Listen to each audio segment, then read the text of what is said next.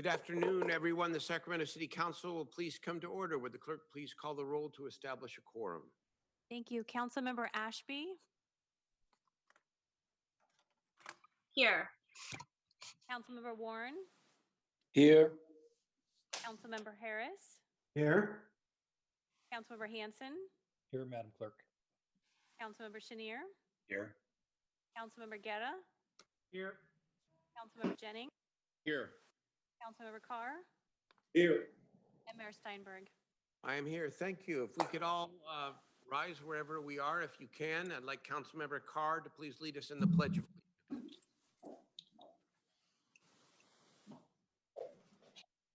I pledge allegiance to the flag of the States of America and to the republic for which it stands, one nation, under God, indivisible, with liberty and justice for all.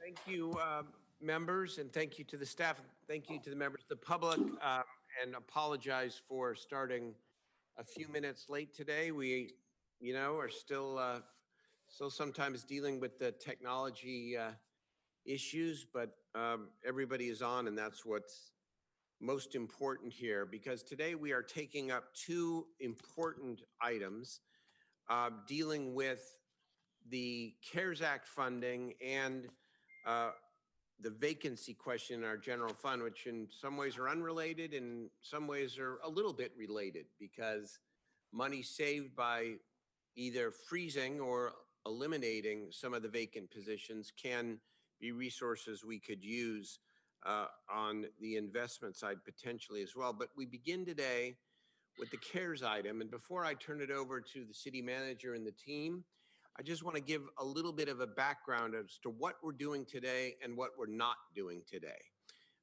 There are going to be several actions that we're going to ask of the city council. Number one is to accept the $89+ million from the federal government formally. I don't anticipate that that will be very controversial. Number two, to ratify, if you will, the expenses that have already been made during the COVID-19 period, that have already been spent, that we can attribute to the CARES funding, that are clearly eligible. Number three, to approve concepts and general amounts, and I use those words, concepts and general amounts, for the so-called early wins recommended by council members and the public. And fourth, to ratify both the process and the substantive approach suggested in my letter to the city council on May 12th, 2020, with flexibility, where the council can always change funding amounts and add to or subtract anytime they want, but to use that as the structure as we put together a process for what will remain after today's actions, which will be close to $75 or so million. And so that's what that's the purpose of the workshop, and of course, continued council and public input on all of these priorities. Let me turn it over to the city manager for some opening comments. Great. Thank you, Mr. Mayor. So Mayor, could I ask, I apologize, could I ask for clarification on one thing? Councilmember Chenier has a quick question. Go ahead. When you talk about number three, concepts and general amounts, we've all gotten many, many letters with many requests, both increasing what we've done or new requests on that. I'm not sure what the rules are here of how we go about this and how we make decisions, and what I know that there's a framework that you put forward, which I'm very much in favor of, but also kind of an overall strategy about decision making.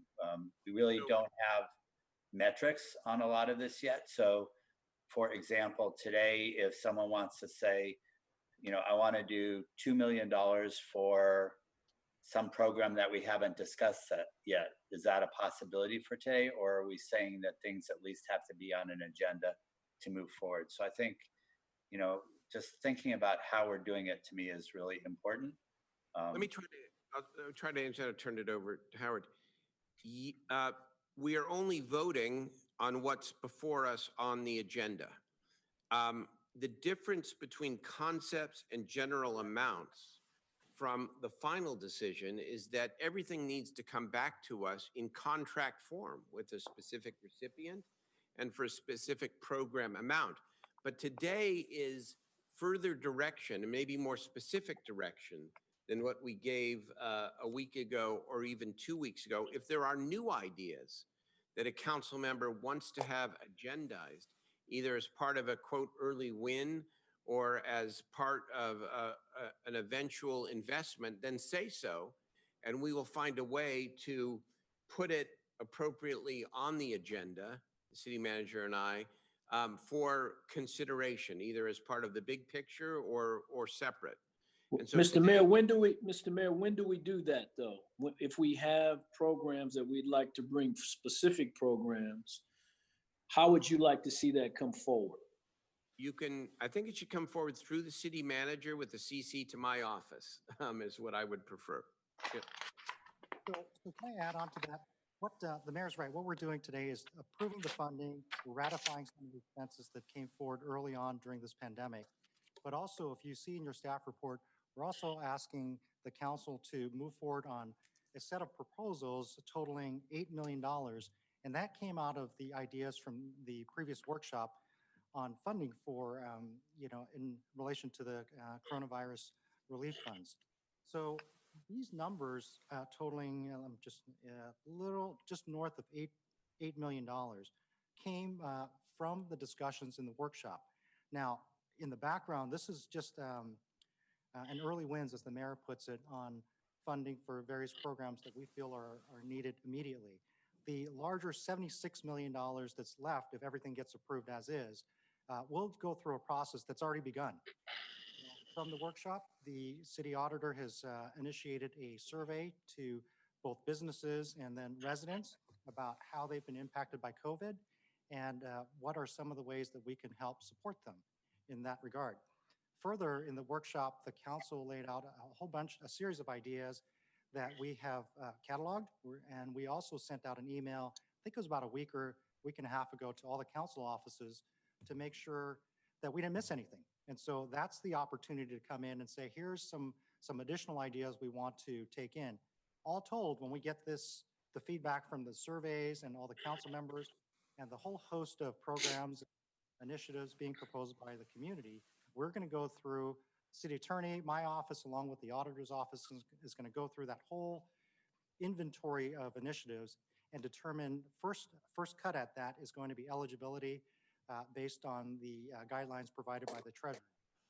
Following that, we're going to talk about in the presentation about the process and how things get vetted in terms of readiness, how it's tied to COVID, and how it's going to be able to be spent down before the December 30th deadline. So maybe if I could suggest we go through the staff presentation, which we'll brief, and then we can come back to questions. That's great. Let's do that, and some of the questions may be answered through the presentation. But to be certain, we are not deciding how to spend the balance of the $76 million if staff's recommendation is approved tonight. That is for a later time with much more input from stakeholder groups, and it will go through a vetting process. Right. But even on the early wins, again, these are concepts, some of them very specific concepts, and general amounts. We have more work to do so that we can bring back specific contracts for the end users, for example, and whoever our partners may be under the variety of categories. That's correct. Okay. Mayor, this Yeah. is Angelique. And I think I'm on a different device, but I think I can see that Steve and Jeff both have their hands up too. And I know you want to move on to the presentation. And everything that you all said just makes sense to me. And especially Howard's best advice, I think, which is to, if you have something that's not already on the list, to suggest it. And then we're going to spend the bulk of this money after you come back. But I think Councilmember Warren's question was, but if you had an item you wanted to bring up tonight, could you? And there's nothing precluding him from, or anyone from doing that. I mean, like you said, Mayor, the council could decide at any time. Just because somebody has submitted a proposal tonight doesn't mean those are the only things that could be considered. If somebody knew something really important that they thought they wanted to make a pitch for tonight, this is on the agenda. We would be able to do that. I mean, I understand probably the bulk of that will get moved to next time, and we'll look it all through. But if somebody had something really important, I would think I would want to hear about it and have the opportunity to support them tonight if they had something. You're right, and that's a good clarification. Of course, the motion as I described it in general can be amended if there's something that should be added or changed from what's in the recommendation. That's fine. What we're just trying to do is make sure that we find the right balance between urgency and and thoughtfulness in terms of how we approach these Sure. expenditures. So if something hasn't been discussed before the council tonight, it probably is best, but maybe not, if we take it and give it some analysis, if you will, and bring it back at a future meeting soon. But none of this is long term, by the way, because as the city manager said, the money needs to get out no later than December the 31st. And we probably don't want to come close to that timeline. So, but yes, everything's fair game. So. Okay, just want to make sure I understood that right. Thank you. Yes, thank you. Okay. So with that, I'll turn it over to staff to kick us off. Okay, we're going to turn it over to staff, then I'll go back to my colleagues, Councilmember Hanson, Vice Mayor Harris, and others. Okay? Perfect. Go ahead.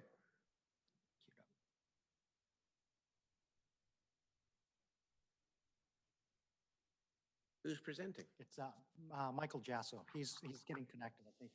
Jasso. Getting unmuted. Good evening, Mayor and members of council. On March the 13th of 2020, the city declared a local emergency in response to the spread of the COVID-19 pandemic.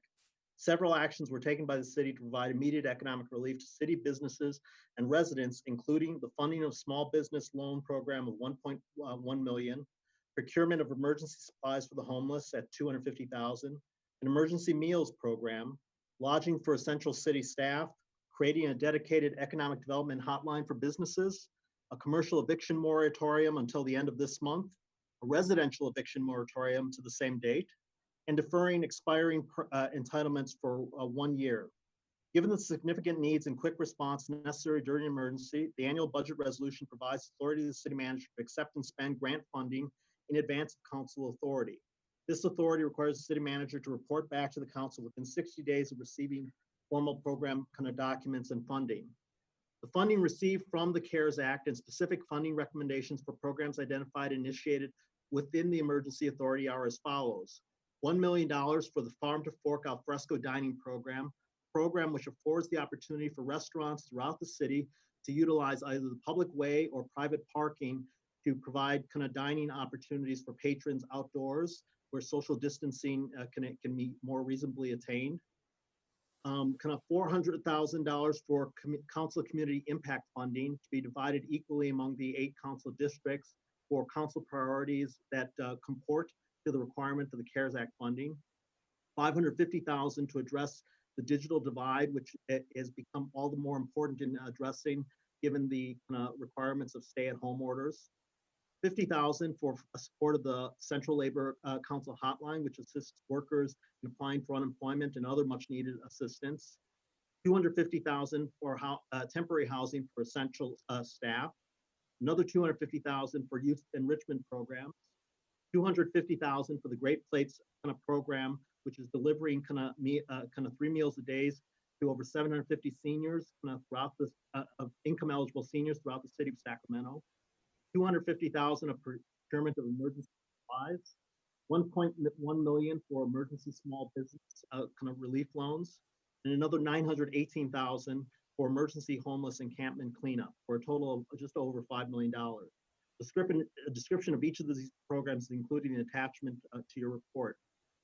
On May the 12th of 2020, Council participated in a workshop to discuss CRF framework and funding priorities. During the workshop, Council expressed overall interest in funding programs and projects that provided small business assistance, get people back to work, offer opportunities for youth enrichment, address homelessness and housing issues, and support families impacted by this pandemic. During this workshop, Council also heard from members of the public, including several community-based organizations, that provided additional recommendations for funding priorities. Over the last 2 weeks, the staff of the City Manager's Office, along with various city departments, have worked with both the city auditors and the city attorney's offices to review potential projects and programs for federal funding eligibility. These projects and programs represent several recommendations already received from the City Council, city departments, community business groups, and other community stakeholders. They represent assistance to small business, workforce training, youth enrichment, family services, homeless services, and rapid rehousing, and support for the arts and creative economy and tourism. The deadline for expending CRF funds is December 30th, 2020. Given the short frame, Council requested staff identify projects and programs for immediate CRF funding and implementation. The following recommendations begin and only begin to address Council's priorities and include that direct assistance and support for our small businesses, workforce, families, and youth. These programs, as is outlined in your package, include proposed funding for small business assistance in the amount of $5 million, which will result in a combination of direct financial assistance to small businesses with substantial set-asides for grants and potential loan and technical assistance. Additional youth enrichment programming in the amount of $1 million. $1 million to address homelessness by extending programs at St. John Shelter and City of Refuge. $250,000 to begin addressing domestic violence, given the and reduce service and addressing this critical issue with the stay-at-home orders that have been exacerbating this situation. Another $250,000 for family mental health initiatives, $250,000 to address food insecurity, $150,000 to address financial literacy, and $150,000 to address rental mediation in light of the expiring tenant eviction moratorium. These actions represent initial recommendations that Council should consider to begin moving programming forward. To ensure the entire community has an opportunity to weigh in, Council requested the City Auditor prepare community surveys for both residents and businesses, provide insight and suggestions as we move forward. Additionally, Council expressed a commitment to equity and inclusion throughout the process. Each program and project will be screened through an equity lens to ensure spending benefits our entire community, particularly those communities and small businesses and residents most impacted. With additional direction and feedback from Council, staff will continue to review funding suggestions, eligibility, and alignment with identified Council priorities. So moving forward, based on Council direction on 5/12/20 and subsequently tonight, City staff, as the City Manager has noted, have begun investigations, review, and design of programs, projects that reflect priorities already expressed by members, businesses, workers, and the broader Sacramento community. In this process, staff have been evaluating these programs and projects based on a number of parameters. How does the program specifically respond to the COVID pandemic to ensure that it comports with the requirements of the CARES Act? Are the programs hitting the desired targeted groups? Who are the partners that will need to be involved? How does the proposed action assist Sacramentans responding, navigating, and recovering from this health and economic crisis? Staff has already been engaged with and will continue to engage with stakeholder groups from throughout the city to receive their input and feedback as the effects of the COVID-19 of these constituencies to assist in the design of future city-sponsored mitigation efforts. Post-direction and adoption of the proposed authorizing resolution, staff will move forward to implement the direction and resolution. Steps in this process will include stakeholder engagement by continuing to host and support district-based town halls. We will also engage in specific stakeholder sessions with the PBIDs, chambers of commerce, neighborhood-based organizations, business collectives, worker labor groups, among others. This engagement will continue to inform staff on the direction and development of these programs and provide a vehicle to better familiarize our communities with the upcoming actions subject to Council approval. Specific design and implementation of the Small Business Financial Assistance Program will move forward. While the design of this program is not complete, we have already been in substantial discussions with business organizations from around the city to ensure that we launch the second phase of assistance. It is particularly targeted towards our community of most needs and those that have been particularly impacted by the COVID-19 pandemic. These include our African-American owned businesses, Hispanic owned businesses, women owned businesses, our creative economy establishments, and micro businesses. Unlike our initial program, we anticipate that this new round of assistance will have a substantial grant component, directed technical assistance, and if possible, loan programs that leverage our banking and CDFI institutions targeted businesses. It will also ensure that safe conditions and health guidelines are held to account for all that benefit from these programs for both workers and patrons alike. Finally, as we move forward, we will have continuous Council approval as required, input and update and review. As the programs projects are developed with stakeholder input Staff will work with council and council staff to ensure that the actions undertaken reflect the collective policy direction of this council. With that, I close my presentation. Thank you. All right, thank you, Ms. Jessup, for laying out what you can see in various pages of the staff report. I'm looking at page 14 because it lays it out to the full amount of $13,068,000, again, including those items where we have already expended resources, plus what has been suggested by members of the city council and the community coming under the category of, quote, early wins. I know we have a couple of members, maybe everyone is going to want to speak, I'm sure, but we also have 11 members in the queue. Before we take the public testimony, I just want to put one other thing on the table, which Councilmember Chenier referenced a moment ago. And maybe I missed it, Mr. City Manager, but we talked about the survey and getting those results back. But we also, I think, want to see the development of some recommended metrics so that as we are making the decisions, say on the remainder, on the $76 million, that we know that they are moving towards whatever particular metrics we choose, maybe, based on the categories that we hopefully will establish here tonight, and that, but more specific in terms of what outcomes are we all looking to see? Right, and that is part of the work that's going to be done over the next 30 days. Okay, so that's over the next 30 days. Very good. All right, let's hear from the public, and then we will turn it back to the City Council for a full discussion and potential action. Are we ready to queue up? Yes, Mr. Mayor, we have 12 callers currently in the queue. 12, okay. So will you put the first caller through, please? Thank you for joining the council meeting. You have 2 minutes to address the council. Thank you, Mayor Steinberg and council members. My name is Kathy Fleming, and I'm the Executive Director Emerita at Fairy Tale Town. We greatly appreciate all you're doing to lead us through this crisis and understand that important decisions need to be made about city facilities and the CARES Block Grant. We're here to ask that Fairy Tale Town be considered for funding. Fairy Tale Town's a valued city asset, and we've been responsibly operating it as a private nonprofit for 23 years. We're one of the top attractions in the region, serving more than 250,000 guests a year. For many kids, Fairy Tale Town is the place they have their first interaction with the arts and literature and their first introduction to the community outside their home. We've been closed for several months so far during our busiest time of the year, which has caused us great hardship. But more importantly, our closure has caused great hardship on children in Sacramento who lost access to the magical world of outdoor and creative play, which is absolutely critical to healthy development, according to the Academy of Pediatrics, and to early literacy, according to our own Sacramento Public Library. We're anxious to reopen our doors so family can leave the stresses of the real world behind for a few relaxing hours together, and so children who've suffered through this crisis can do what they do best and learn how they learn best through active play. In order to reopen responsibly, we need your help. Fairy Tale Town currently receives $12,000 from the city a year to assist with our $2.1 million operating budget. We respectfully request a $500,000 CARES Block grant so we can implement our reopening plans that include upgrading our technology to better handle online registrations and ticketing, installing restrooms and sanitation stations, and adapting our limited office space so employees can be safe in the workplace.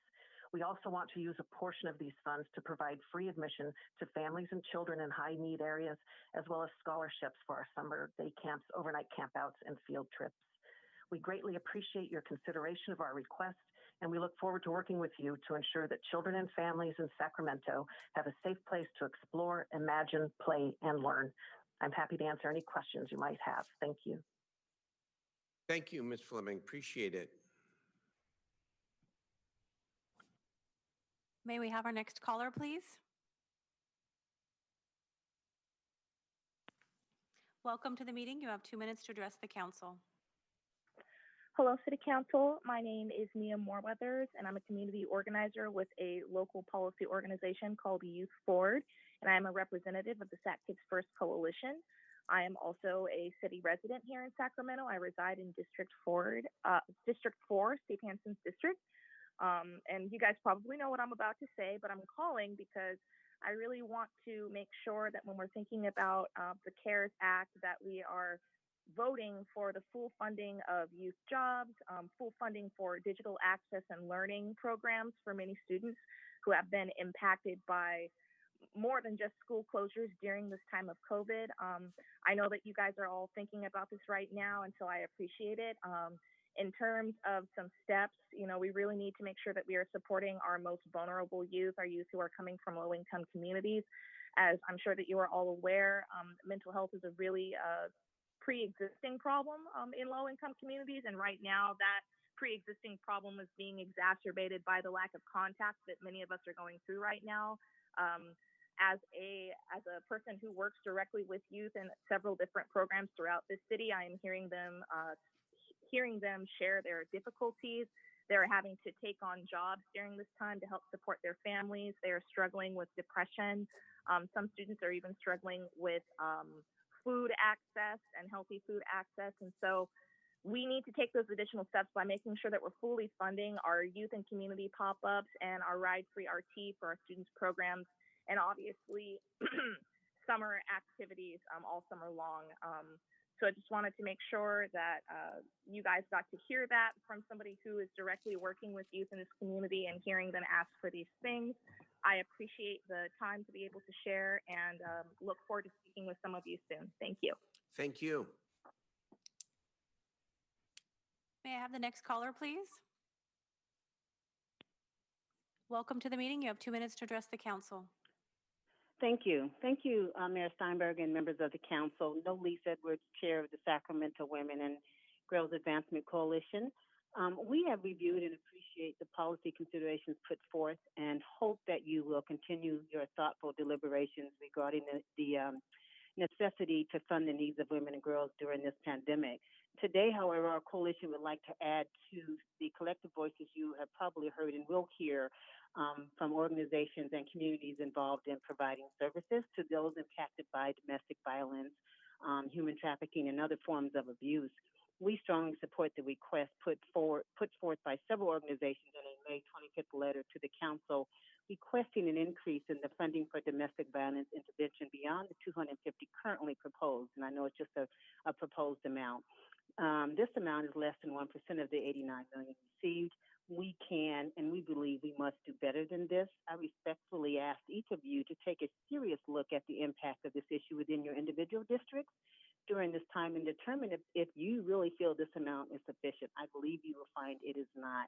We ask you to consider the proposed funding and provide an allocation worthy of the need that is justified for the services provided due to COVID-19. We thank you again for all the work that you and the staff are putting in on this, and we continue to look forward to working with you on this behalf.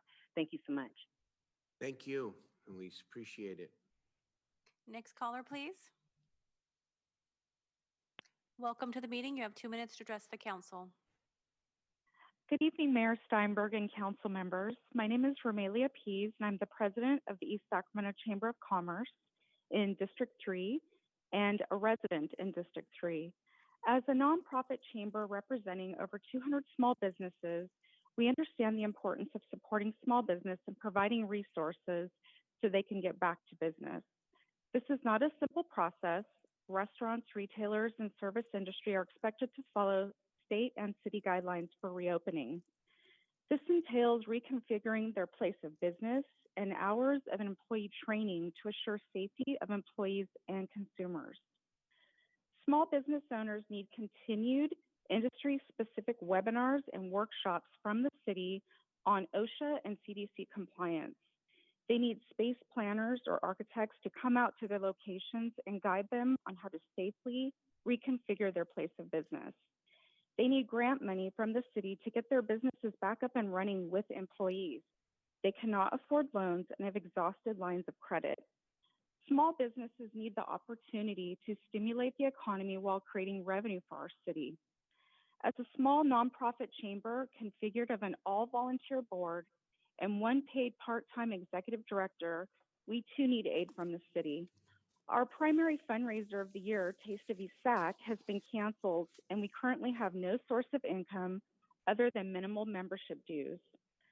For us to continue to function as a chamber, educate and support our membership and community, we need your help. Our community needs us, and we want to be there for them. We pledge to keep business 100% local, and we hope you will too by allocating funds to small businesses and our chamber. Thank you for your time and consideration this evening and all your efforts. Thank you very much. Next caller, please. Welcome to the meeting. You have 2 minutes to address the council. Great, thank you. Hi, this is Kathy Cresswell. I'm a resident of District 4 and board president of the Sacramento Housing Alliance. We urge the city to make affordable homes a priority in CARES Act funding with no less than $20 million allocated. Home is the foundation and platform to protect families, children, seniors, workers, and all individuals. A safe, accessible, and affordable home is fundamental to good health, education, and economic outcomes. Specifically, we recommend funding support for rapid sheltering of people experiencing homelessness, including funding efforts to move people from COVID-19 sheltering to permanent affordable homes. Funding to keep people in their homes. Most importantly, a significant portion of CARES funding should provide rental assistance of at least $1,000 to low-income and vulnerable renters. Cities around the state have already established such programs to protect renters. In addition, funding could be provided to support impacted property owners with priority for nonprofit affordable housing owners in exchange for a commitment to keep renters housed for at least 12 months. We also recommend that the city work to support and protect Sacramento's affordable housing development community. We are lucky to have the infrastructure of such dedicated affordable housing providers, but the COVID crisis is creating hardships both to operations and as well as to their existing pipeline of critically needed affordable homes. New affordable homes are at risk because lenders are backing out or because of reduced tax credit pricing. There is so much the city can do to help. Finally, we recommend the city immediately extend the eviction moratorium. COVID-19 closures and health impacts will extend long after the end of this month. The city has the authority to extend it and must do so to prevent evictions leading to homelessness. Thank you very much, and thank you for all your efforts. Thank you very much, Kathy. Next caller, please. Welcome to the meeting. You have 2 minutes to address the council. Good evening. My name is Kendra Lewis, and I am the Executive Director of the Sacramento Housing Alliance. Thank you, Council, for this opportunity to speak this evening. I address you to state during these trying times in this crisis, leadership and unity is critical. It is the recommendation of our organization that the CARES Act maintain support and relief for rapid shelter of people experiencing homelessness. We keep people housed and we maintain the supply of affordable housing in our region. We are here to work with the council and the community to be stronger together. Thank you. Thank you very much. Next caller, please.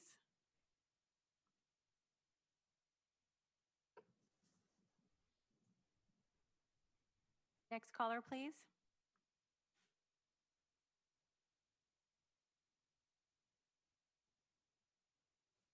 Welcome to the meeting. You have 2 minutes to address the council. Hello, City Council. My name is Flavio Huizar. I'm currently the president of Garland Northgate Neighborhood Association. And I wanted to just reach out to you guys, and I'm sure you got the letter that we sent over to you guys, to the mayor, to the council members. I'm hoping that we can be able to be remembered, you know, in that area. I know that many of you are working to help us there, but the businesses there right now currently are hurting. You know, there's many businesses on Northgate Boulevard, and many of these businesses have been historically underserved. This area has been historically underserved for many years. And so currently, because of what happened with the COVID-19, many of these businesses, which are restaurants, nail salons, many of these different businesses that are from the area, owners that live within the area, these are small family businesses we're talking about. Many of them are hurting financially because of what happened with the COVID-19. And my reason of coming today is, you know, and speaking to you is just that you would remember them, that you would give money towards, you know, that you would decide to use some of that money towards the small businesses in our area, in District 3. I mean, for a long time, many of you have been working with us to be able to help that community. But right now, financially, they're hurting. And so my prayer, my desire is that you will go with grants. Grants that will give these people an opportunity to receive money and finances to keep going and keep serving our area and to keep helping our area. I just want to thank you for your time today. And I just pray that you will, support our area, support the area that cares about you guys, that cares about our city council members like Jeff Harris and Angelique and many other that we've worked with many years. Just don't forget us, please. Do the survey, and you will see that there's many people that are hurting, businesses that are hurting on Northgate Boulevard. Thank you for your time today. Have a great evening, and thank you. Thank you very much for your passion. Appreciate it. Next. Next caller, please. Welcome to the meeting. You have 2 minutes to address the council. Alrighty. Howdy. My name is Jay Franco, and I'm a leader with Sac Kids First and a city resident in District 4. I'm calling to urge you to vote for the funding for youth jobs and for digital access and learning programs that will help students most impacted by school closures. While this is a good first step, we need to do more to support vulnerable youth, many of whom are struggling with isolation, stress, depression, and hunger, and are falling behind in school. I urge you to take additional steps by fully funding, 1, the youth and community pop-ups, the RT Ride Free for Students program, and 3, the summer activities, including more youth jobs. And I wanted to end this with a quote from our friends at Funding the Next Generation.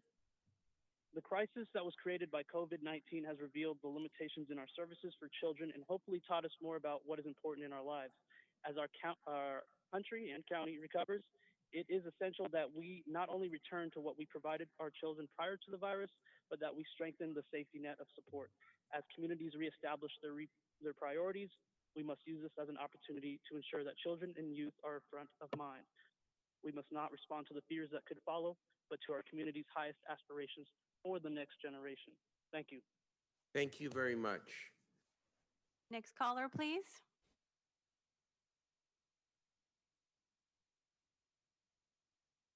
How many more people in the queue, Madam Clerk? We have about 8 more people left. Okay. Welcome to the council meeting. You have 2 minutes to address the council. Hello, yes, I'd like to say greetings to Mayor Steinberg and the city manager and the city council. My name is Lambert Davis. I'm the founder and CEO of To the Bay and Back Cheesecakes. We have our new website up, tothebayandbackcheesecake.com. If there was ever an epitome and an example of a company that would be an early win, it's us. We've been based in family roots since 1946 when our parents moved to Del Paso Heights. I also wanted to say thank you to Mike Josso, Cassandra Jennings at the Urban League. I want to thank those two because they were very supportive of us when we submitted a proposal back in January. We have a cheesecake company that is state certified through 2021. We want to hire people from Del Paso Heights. We've had a brief meeting with Dr. Alan Rowe, the founder of youcangotocollege.org. Everybody probably on the staff knows about him. He's a wonderful human being. We also have logistics worked out in District 2. Shout out to City Councilman Warren. He's been a big supporter of ours as far as patronizing us.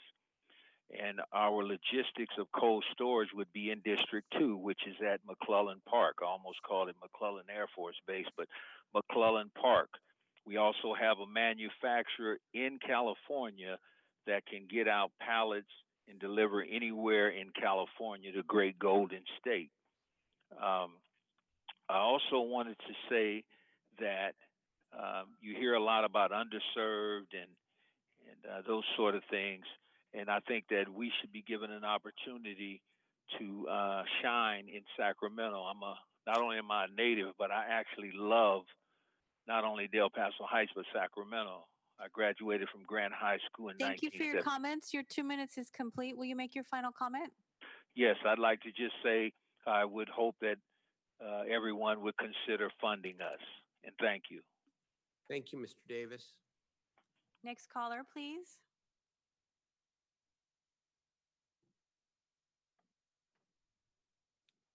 Next caller, please.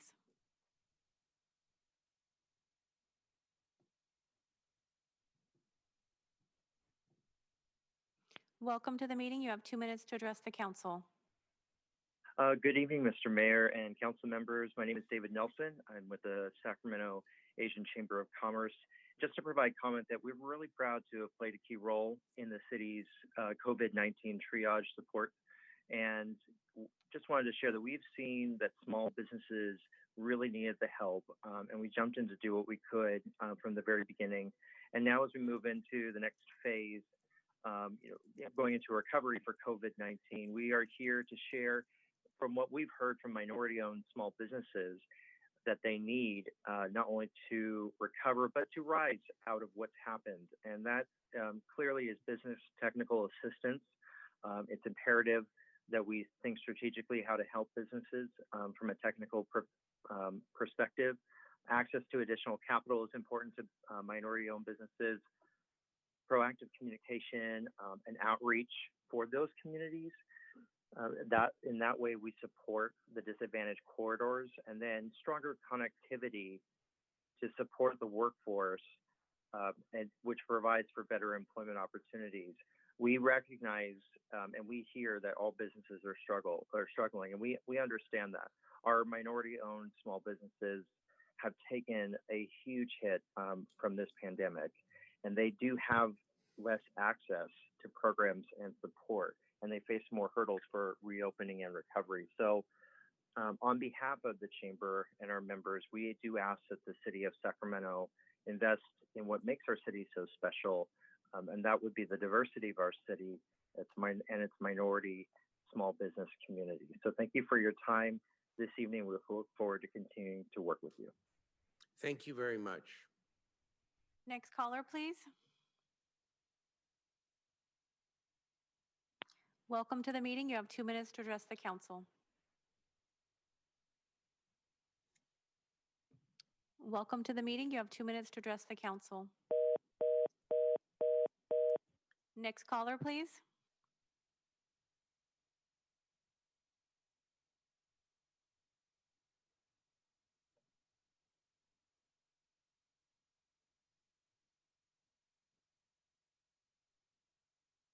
Next caller, please.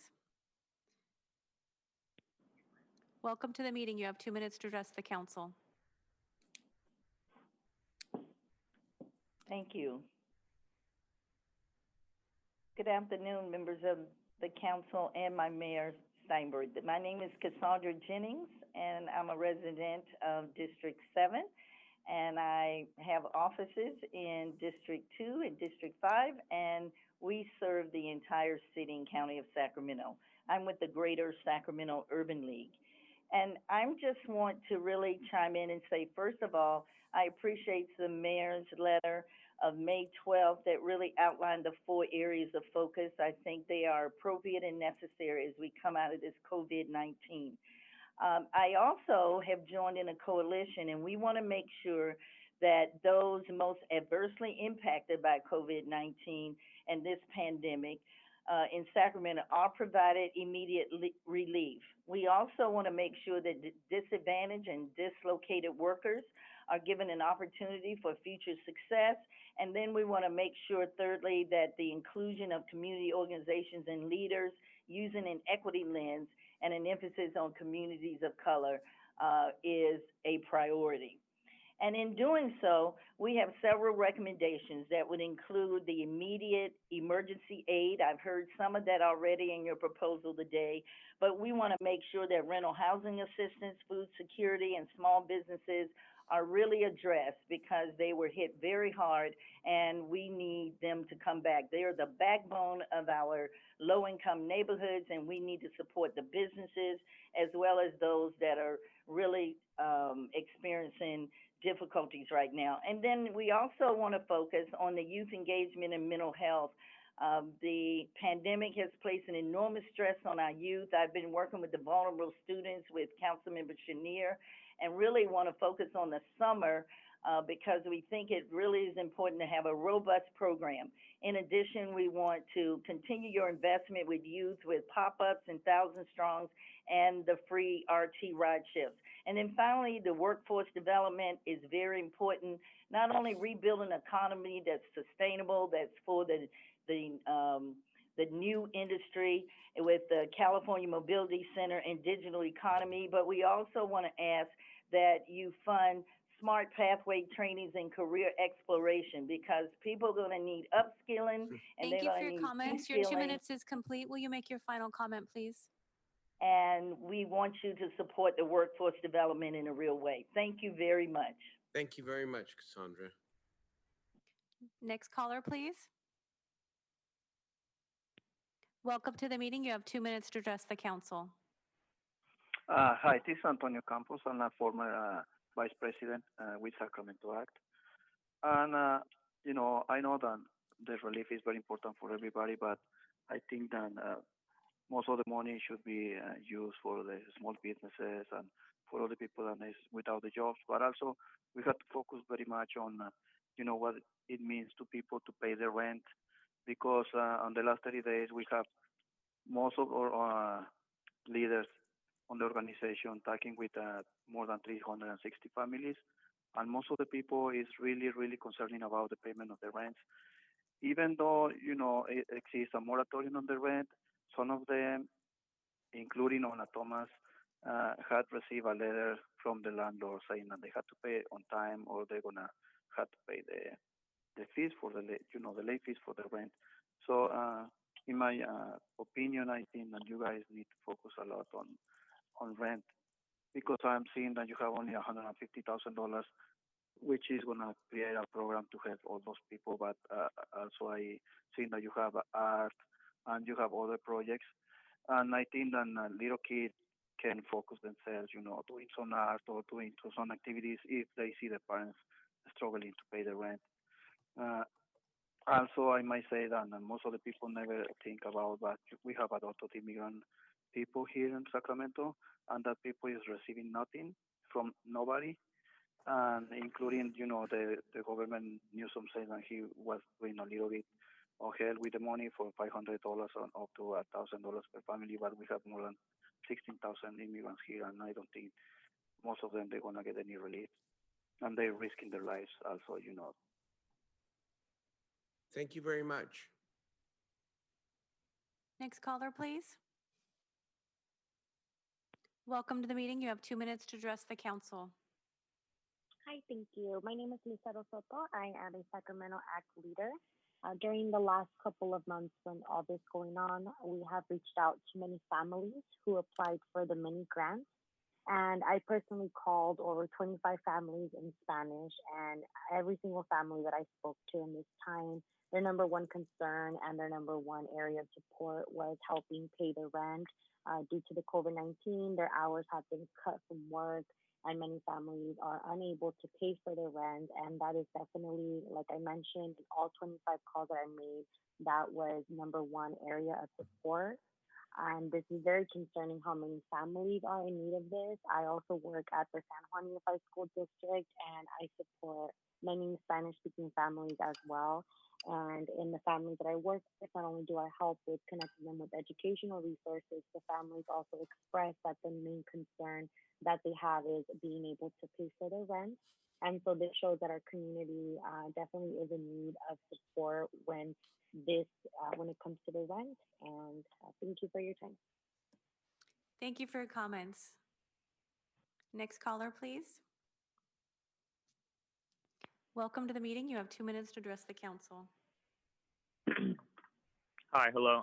My name is Dexter Niscala, and I am with East Bay Asian Youth Center and a leader with Sacramento Kids First Coalition at Sacramento.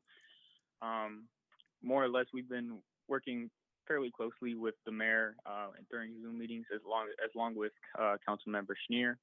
And I'm just calling today to basically urge the council to vote for the continuation of funding youth jobs and the digital access and learning programs, especially those who are most impacted in lower social or economical areas. these youth are more vulnerable because they may be more succumbed under like family stresses, isolation, and they usually depend on school to be a safe place. They also depend on schools for meals, such as their breakfasts and lunch after school meals. So just making sure that we focus on the youth and the families that are more impacted and are suffering from poverty. So we just want to make sure that you guys are trying to urge to fully fund youth and community pop-ups. We also want to see the RT program for free students program because that was a great program, and it's sad to see that it wasn't included and part of that funding. And then we also want to see some summer activities, considering that Sacramento City and Sacramento County is opening up due with Corona guidelines. And that'll be it. Thank you very much for your time, Council. Thank you for your comments. Next caller, please. Welcome to the meeting. You have 2 minutes to address the council. Hello, my name is Carmen Martinez. I'm a member of District 6 and a leader with Sac Kids First. Tonight, I'm calling to urge you to prioritize funding for youth who have most been impacted by school closures and all the extra anxieties this pandemic has brought on, such as stress, depression, hunger, and falling behind in school. It is more clear than ever that we need to prioritize funding for youth programs such as youth and community pop-ups, the RT ride free for students, summer and youth programs, and jobs. And in order to keep youth engaged and to fully support them in this uncertain time. We've already lost so many youth to suicide throughout this pandemic due to the stress that this has brought on. These services could truly mean the difference between life and death. So again, I urge you to fully support and fund the youth and community pop-ups, the RT ride free for students, and summer programming and jobs. Thank you. Thank you. Next caller, please. Welcome to the meeting. You have 2 minutes to address the council.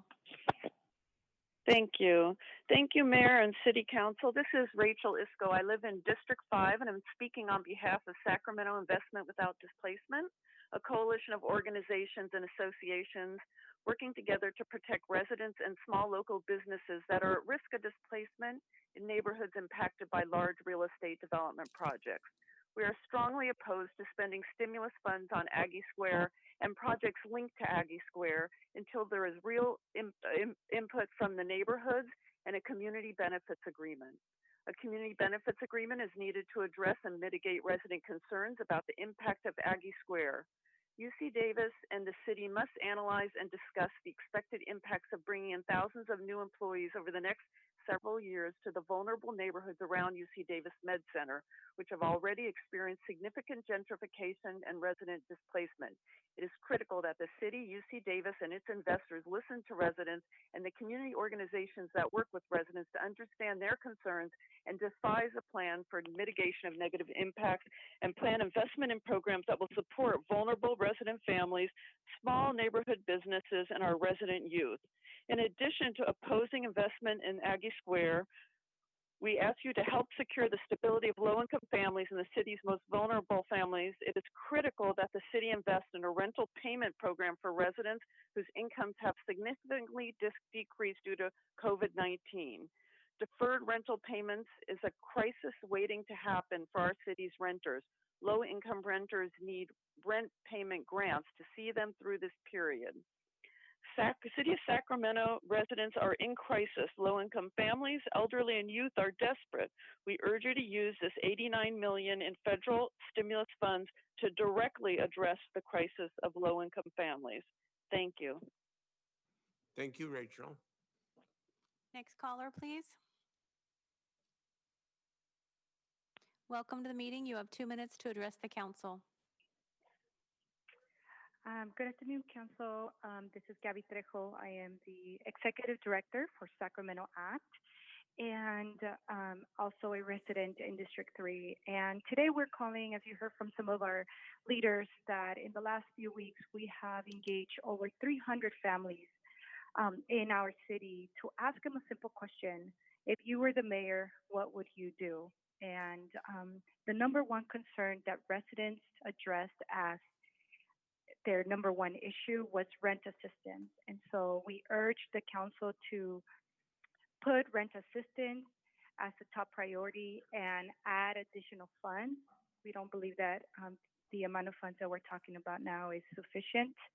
And we also oppose that any funding would go to the Aggie Square project or any project linked to Aggie Square, because we believe that this funding should be addressing the immediate relief that families are facing and small businesses in our region. Thank you. Thank you. Next caller, please.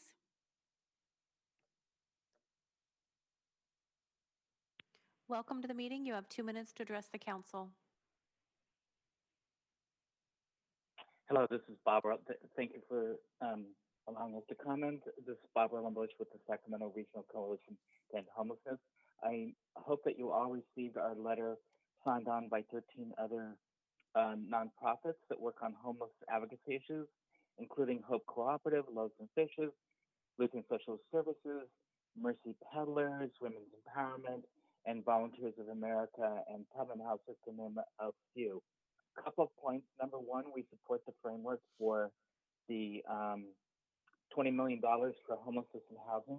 Number two, as part of it, do not dismantle the response infrastructure that you put together, but expand it, including more porta potties, more meals, after encampments, etc. And number three, we strongly oppose, because it's so unclear what it is, the $918,000 for mitigation activities. I would encourage the city council and mayor, before you take a vote on that item, have the city attorney and city manager define mitigation activities, what it is and what it's not, so we don't violate, so the city is not violating the public health order or violating the spirit of the Boise decision made a couple of months ago. Thank you for your consideration. Thank you. We'll make sure that that question gets answered when we come back. Thank you. Next caller, please. Welcome to the meeting. You have 2 minutes to address the council. Thank you. Good afternoon, Mayor, Council, City Manager. My name is Richard Falcon with Teatro Nagual here in District 7, but I've had the opportunity to work my art in many of the districts here within Sacramento. Like so many of our artists today, you are all well aware of the impact that so much of this health crisis has caused here in the city, and especially amongst our artists. My colleagues and I, the Latino Center for Art and Culture, Teatro Espejo, and I have sent to all of you emails about our proposal for a plan that touches on workforce development for our artists to help them shift and to be able to get them back to work as quickly as possible, along with arts training for not only our artists, but schools as well. I'm here today because as one of the 3 premier Latino arts organizations here in Sacramento, we have the staff ready and we are shovel ready to implement this proposal to you and for our city and for our artists. As a one-time member of the Cultural Equity Task Force for the Arts with what was the Sacramento Metropolitan Arts Commission, now the Office of Art and Culture, we know what equity means and how we can make this happen to make sure that our artists can and do recover from the impact that this health crisis has caused. My partners and I welcome any meetings you would like to have to discuss further. We have included some budgets that are in there for you. And again, thank you for your time, and we are with you in body and in spirit to help our city recover and make it a destination city. Thank you. Thank you. Next caller, please. Welcome to the meeting. You have 2 minutes to address the council. Good evening, Mr. Mayor and Council. This is Malachi Amen of the California Urban Partnership. Thank you so much for deliberating over this important issue of how to respond to COVID-19. Sacramento is my home. I'm a resident of District 4. Our organization has Sacramento as its local laboratory for building economic security in communities of color. And so that's why we're here tonight, to appeal to the council to place a particular emphasis on assessing and promptly addressing the unique needs and conditions faced by minority-owned women businesses, minority and women-owned businesses, targeted industries in which their small businesses operate, those that were hardest hit, and enterprises that received little to no previous local, state, or federal assistance. And when we talk about minority and women-owned business, I think it's very important to talk about how equity and intentionality is important for Black-owned businesses, because we need some intentional efforts to reach out to those businesses and assess their needs and make sure that they are a part of the triage, the recovery, and the sustainability process for Sacramento's economy.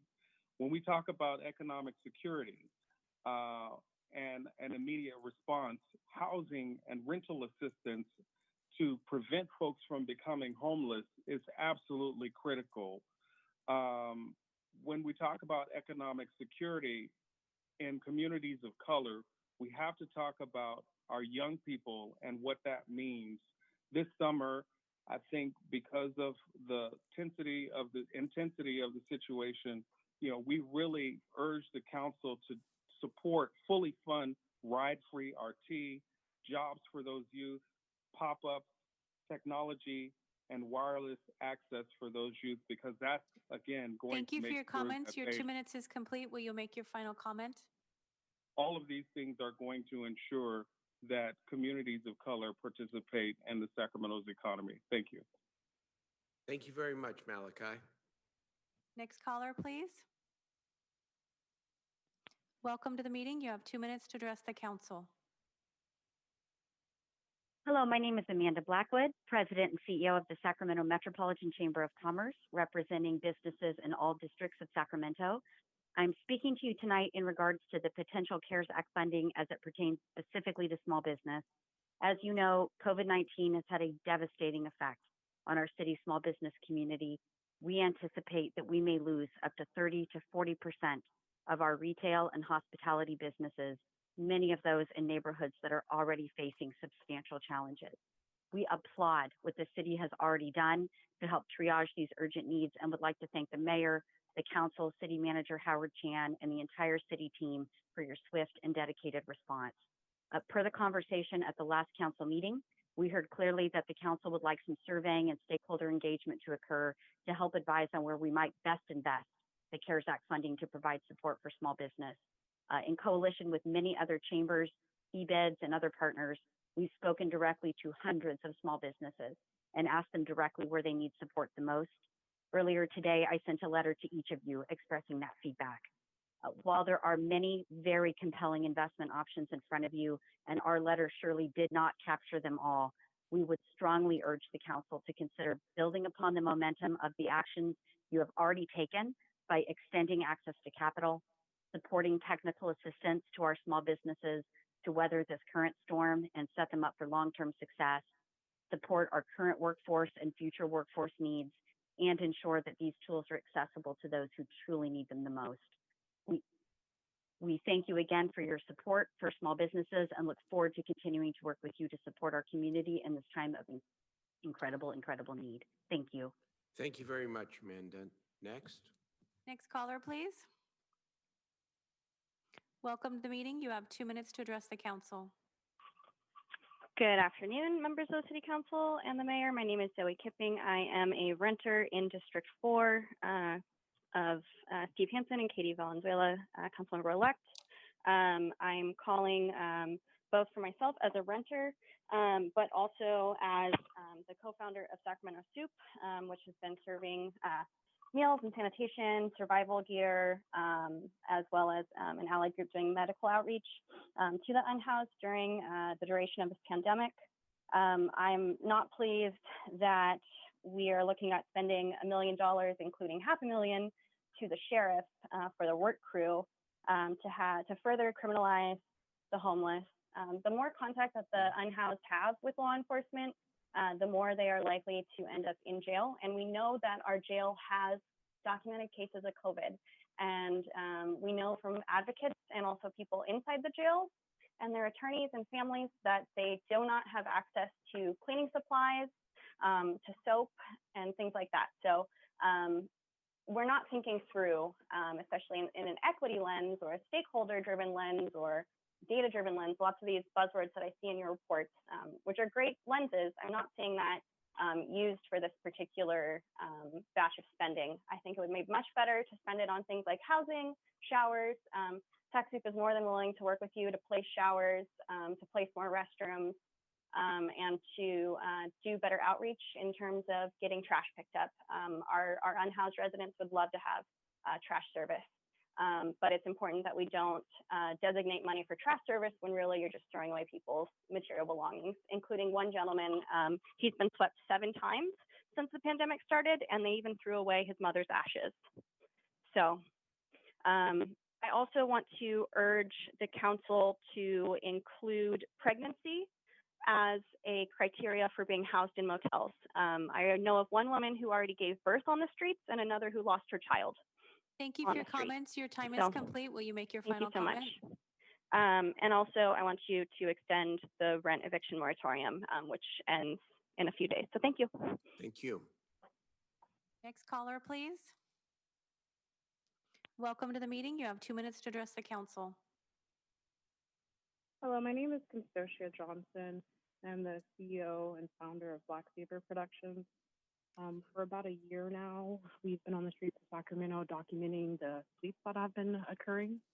And unfortunately, with this new order, specifically concerning the homeless encampments and the mitigation, it's a little unclear as to, if there'll be another year of us capturing these sweeps. So I really would like some clarification on the mitigation, as well as you guys to look into that.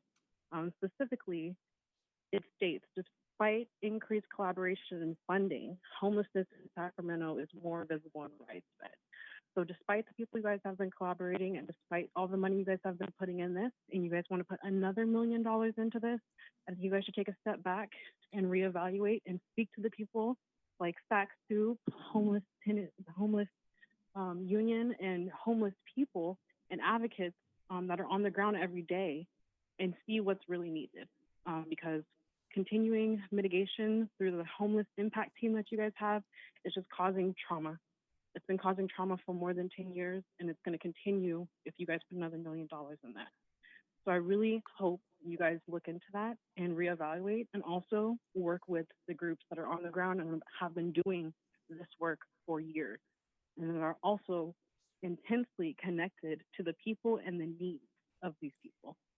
Thank you. Thank you. Next caller, please. Welcome to the meeting. You have 2 minutes to address the council. Good evening. My name is Elise Brown. I am a District 3 resident, a volunteer board member for the East Sacramento Chamber of Commerce, and a local small business owner. It is imperative that the funding provided by the CARES Act be allocated heavily to support our local small community business owners with financial and tactical relief and revitalization in the District 3.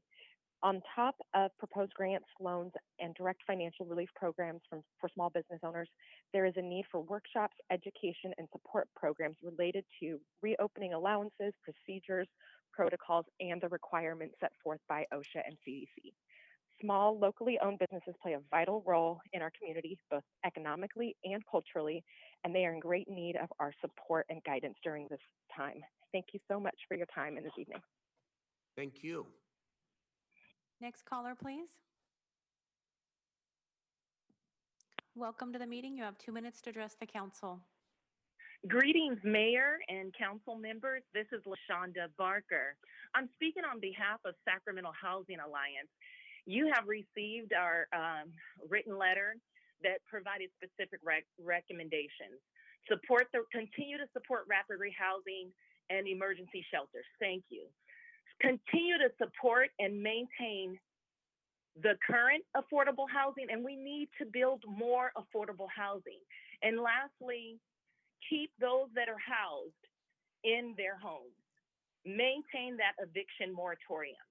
But I also want to ask about affordable housing. We know that that is the thing that's going to keep the health crisis at bay. We need folks to be in safe, affordable housing. The emergency housing is a key, but we need to keep collaborating and stay connected with those agencies that provide that diverse perspective or provide services to our poor, our Black, our Lao, our Hispanic communities.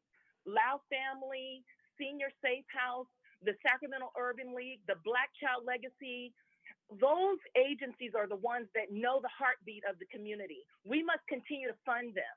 I have one question for you about that $1 million that's going to St. John's. Will that $1 million expand access for emergency shelter to the folks that live in Del Paso Heights or to the folks that live in Meadowview or on the outskirts of different parts of the city? And so I just want to thank everyone. Your hard work is not gone unrecognized. We know you guys are working real hard. Thank you. Thank you very much. Next caller, please. Welcome to the meeting. You have 2 minutes to address the council. Thank you very much. This is Heather Fargo, and I am living in District 3. It's nice to see you all up there, and I just want to encourage you to do the right thing. You have such an opportunity, such an incredible need in the community right now, but this federal funding is a real opportunity for you to help a lot of individuals, families, and communities. I sent a letter as the chair of the Capital Women's Campaign, which focused a bit on how you could make the proposals more gender neutral, and I hope that you received that. I also want to put in a support for the additional comment that that SWAC put in about the domestic violence and needing to put in more than 250. It's such a huge need. I haven't heard yet from the library speaking, but their proposal to be able to provide Wi-Fi for a modest amount of money within a mile of every library would allow you to then use Comcast to fill the spaces around them. I also want to ask you to really think about geographic diversity. We have a lot of diverse communities, and you need to get the money south of Fruit Ridge and north of the river if you're really going to serve a lot of the diverse communities. And that would be geographic diversity for the location of your trainings as well as your business support. And I also threw in an idea there for vouchers because nonprofits are employers too. And so if we could bring some fun back into our families' lives by giving vouchers to Fairy Tale Town, the zoo, and other organizations around Sacramento to allow them to get out once they're able, I think that would both help the nonprofits that run those facilities as well as bring a little light to the kids who have been homebound for so long. And you're probably not going to spend any of this money on safe ground and a campground, but if you can't do that, could you at least establish a parking lot for people living in their cars and campers somewhere with restrooms and hand washing and all of that so they could be safely off the streets? Thank you so much for listening, and good luck with your decision. It's a big one, but you're going to be doing good stuff here, so it's making a big difference for the community, and thank you for being so thoughtful in your approach. Good luck. Thank you, Mayor Fargo. You're welcome. Bye. Next caller, please. Welcome to the meeting. You have 2 minutes to address the council. Yes, good afternoon. My name is Herman Barahona with United Latinos. I'm here to speak on support of renters assistance using the COVID-19 relief funds. And that we are also big supporters of the arts, so shouts to Richard Falcone and his crew.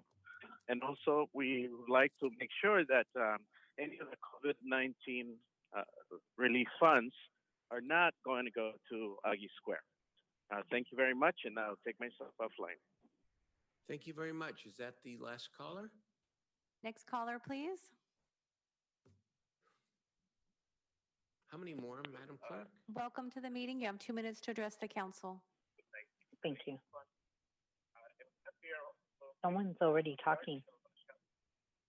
welcome to the meeting. If you have audio that you're watching the meeting on, you should turn that down. And Mr. Mayor, this is our last caller. You have 2 minutes to address the council. Okay. Right now? Yes. Okay. Hi. This is Marbella, and I am board member of GNNA. And we had sent you a letter, mayor and city council members, last week detailing how we would like to see the money spent for small businesses. So I'm not going to reiterate that, but I do want to stress that it's very important that the process you implement in allocating the monies, and it looks like it's going to be $5 million for grants, the proposed $5 million for grants, that there be a fair and equitable process that guarantees that, you know, communities that are disadvantaged or in distressed communities receive a fair and equitable amount of the resources, and it not be first come, first serve. And I urge you to follow, which is an outstanding document, the city's framework for achieving equity during this COVID-19, that be followed, because there's great suggestions there. Thank you very much. Thank you very much, and thank you to all of the callers. That's so happy to actually hear so much public input. Before I turn it over to the council members, city manager would like to give an update with the city auditor on the survey timeline. Go ahead. And I urge you to follow the outstanding document, the city's framework for. I'm sorry.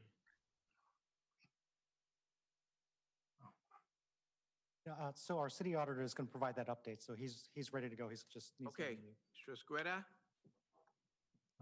Good evening, Mayor and members of the City Council. Jorge Ceguera, your City Auditor. So the status update as of right now is that we have executed or are in the process of executing a contract with a firm. The firm's name is FM3. They now have our series of questions and are moving forward with providing some feedback regarding the questions that have been made so that they can begin implementing the survey at the beginning of June. The intent is to have the survey executed and completed and feedback back to the City Council the week of June 16th. Okay. That's good timeline. Thank you very much. Let's now turn it to the members of the City Council for discussion and potential action here. Let me begin with Councilmember Hanson, followed by Pro Tem Ashby, Vice Mayor Harris, Councilmember Guetta, Councilmember Carr, and I'm sure we'll get everybody in the queue there. Go ahead, Steve. Thank you, Mayor. And there's always a danger going first because I know there's so many people who want to contribute to this. And this process is a little bit like that old analogy of building the plane as you fly it. So first, I think our city staff deserve a great amount of thanks for all the hard work they've done since the beginning of this, both to respond to our requests as we do what Amanda Blackwood said and tried to triage this crisis, but also as we've worked through over the past couple months how to get ahead of it. And I think that today is just a continuation of that work, but ultimately the burden to pull through and carry out these programs does fall to them. And so for all of the aspirations we have, Howard, I just want to thank you and all the city staff for rising to the occasion and never being daunted by the challenge of pivoting on a dime, but helping us do this well and to take care of as many people as we can.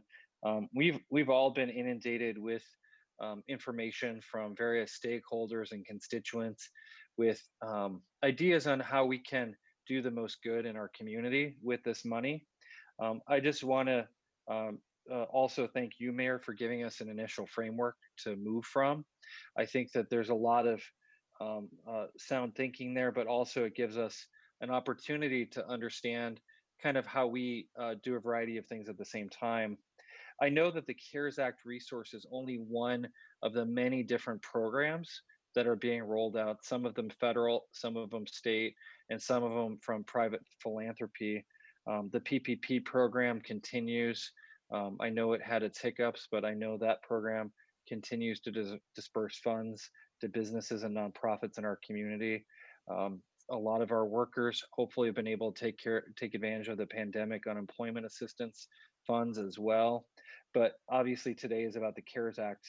And I just wanted to add some thoughts. I know that Angelique and Alan and Jay spoke prior to the presentation.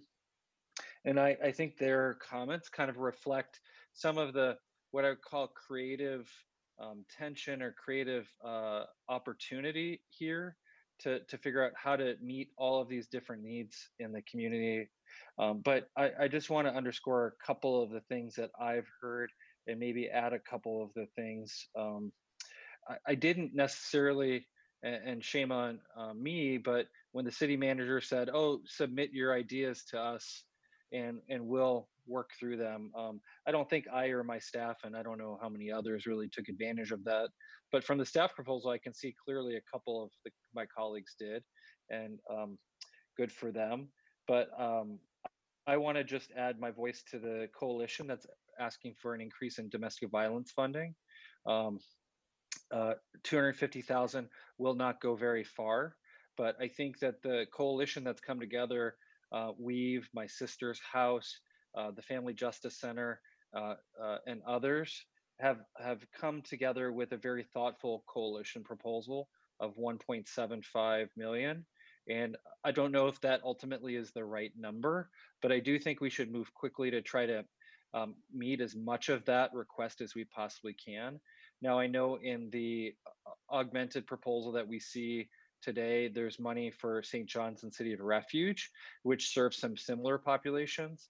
But I also know that their programs differ from some of the other ones that are being that we're being asked to fund. But that is a very significant concern of mine. Um, I'll talk about the ones that are already in here. I think that the 5 million in small business assistance is probably not sufficient at this time, and I would be very comfortable if my colleagues wanted to increase that or double that potentially. But I think that what we saw with our first $1 million, and that's a program we rushed out the door, that was even before the stay in place order when we created that, was that there was so much more demand.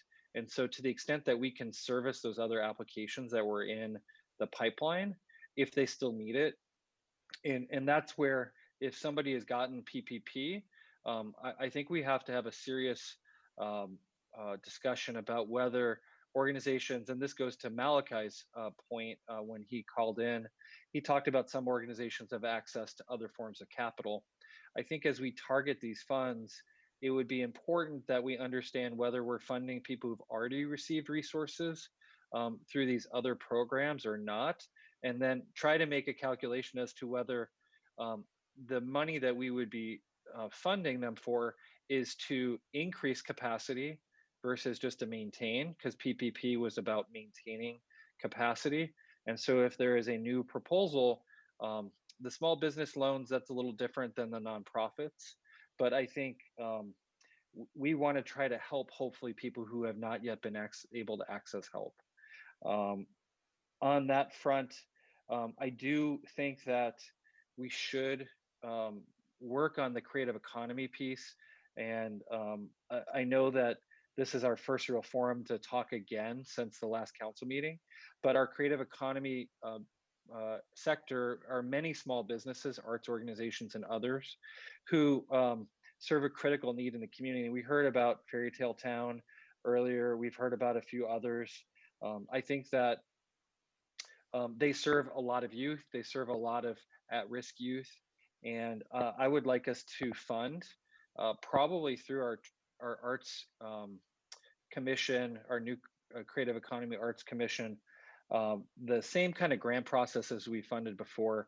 They have an equity statement that I think ensures that grants go to disadvantaged areas of the city and groups. And I would like to see $5 million at least begin to flow. If we wait 30 days to get a lot of this money out, I think these organizations may just declare bankruptcy in the meantime. And I would hate to lose many of those organizations, but the grant making process itself can't take nearly as long. So if we wait to start that clock, it's going to be quite a while. And I know that there are several other groups out there. Richard Falcone was on the call talking about the Sacramento Artist Corp. And I would think that it would be best, Mayor, if we could have our staff bring back some of these things next week, as soon as next Tuesday, for further allocation. We may not have to decide the entities, but I do think we should decide on pushing some of the money out as soon as possible through the channels that we've created, whether it's a small business loan program, through our arts grants process, or through some of the youth program funding mechanisms that we'd already created. And I figured that Jay or Eric or Rick or others would talk about that. But I also believe, whether it's the library or the zoo, that those programs that we've been in receipt of ideas around are very innovative. They adapt to shelter in place, they adapt to social distancing, but essentially they're trying to meet the needs of so many of our young people under 5 and under 24 who need various things. Lastly, I would just say too that the renter assistance idea has a lot of merit. And I heard Larry Carr talk about this at our workshop. Alan Warren, I believe, also talked about it, Councilmember Warren. But I think that we should try to model some of our program around the most disadvantaged renters. There are people who are not able to access unemployment because of their legal status, who I think need help. We've seen Santa Ana, according to the Sacramento Housing Alliance, create what I believe is a model program. And I'd like to see if we can begin funding renter assistance. There have been ideas out there, but the Santa Ana program, as I understand it, funded up to $1,500 per household to help people with those burdens. We could help 10,000 households in the city of Sacramento with $15 million, for example. Whether or not we push out $15 million, I think our city staff, through the work of our tenant protection relief program, could help move on some of those programs very quickly. But I think we need to move at least $5 million in renter assistance fairly quickly. I also believe that money to help create affordable housing is in jeopardy, a lot of funding. And so if there are projects that are right on the cusp, and with a minor amount of capital overall, we can ensure that more affordable housing is created, I think that would be a very good thing. In the end, there are very innovative ideas to retrain our workforce, from the California Mobility Center to some of the other programs that have been proposed that I already mentioned. And I just hope that we can make quick decisions that don't rely on a long process. Because in the end, and Angelique said this at the beginning, we do have the discretion and power to make some of these decisions tonight. But I also think, Ms. Ashby, you asked us to do the survey. So we have to sort of try to honor both.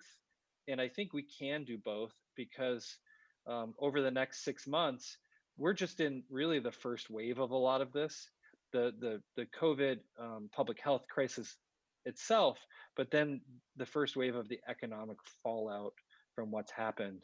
And I think as we work through this, we're going to need to think about that middle and longer term approach, which some of these ideas do. But I offer these to my colleagues as ways to move forward, and hopefully in the next by next week we'd have some of them in front of us, and maybe the week after that even more. But it's not really a time to wait, but it is time to do as best we can. So thank you, Mayor, and thank you, everyone. Thank you very much. Councilmember Hanson. Ms. Ashby, Mayor Pro Tem.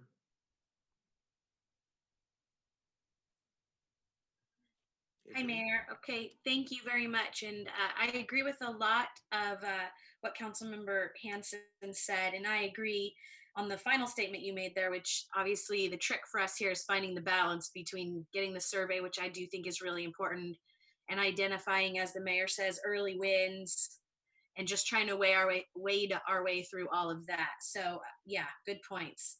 I wanted to just run through a few things that I think are important, and I'm really looking forward to hearing from my colleagues, and appreciate all the people that called in.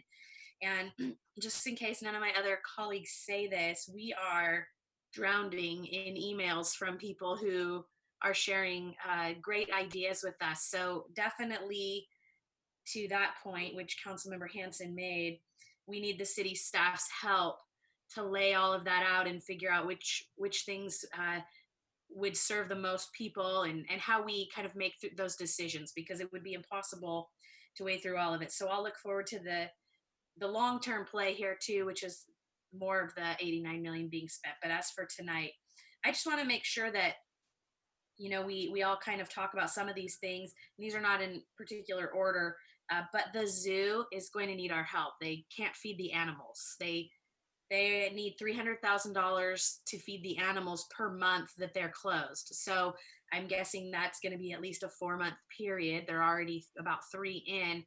We have to do that.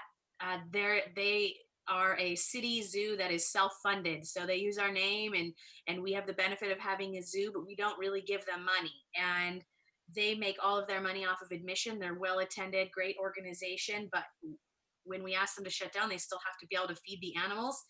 And I think we have a moral obligation to do so. So that one, city manager, I would ask you to talk to the zoo about the timing on that specifically, because we wouldn't want to be responsible for not taking that on in a timely manner. Fairy Tale Town too, they have some animals, and I like the ideas about the outreach and making that free to particular zip codes and families for short term after. I think that's a great idea. I don't know if 500 is the appropriate amount, but whatever the amount is, we should do that.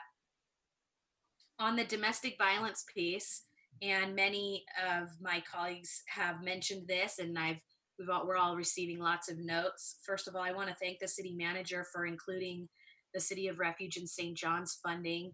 Both of those organizations have sent in information about how they have morphed the funding that we gave them last year that is coming to an end into addressing COVID families. City of Refuge in particular is running a 24-hour shelter that Chief Hahn says is a primary source for the police department right now.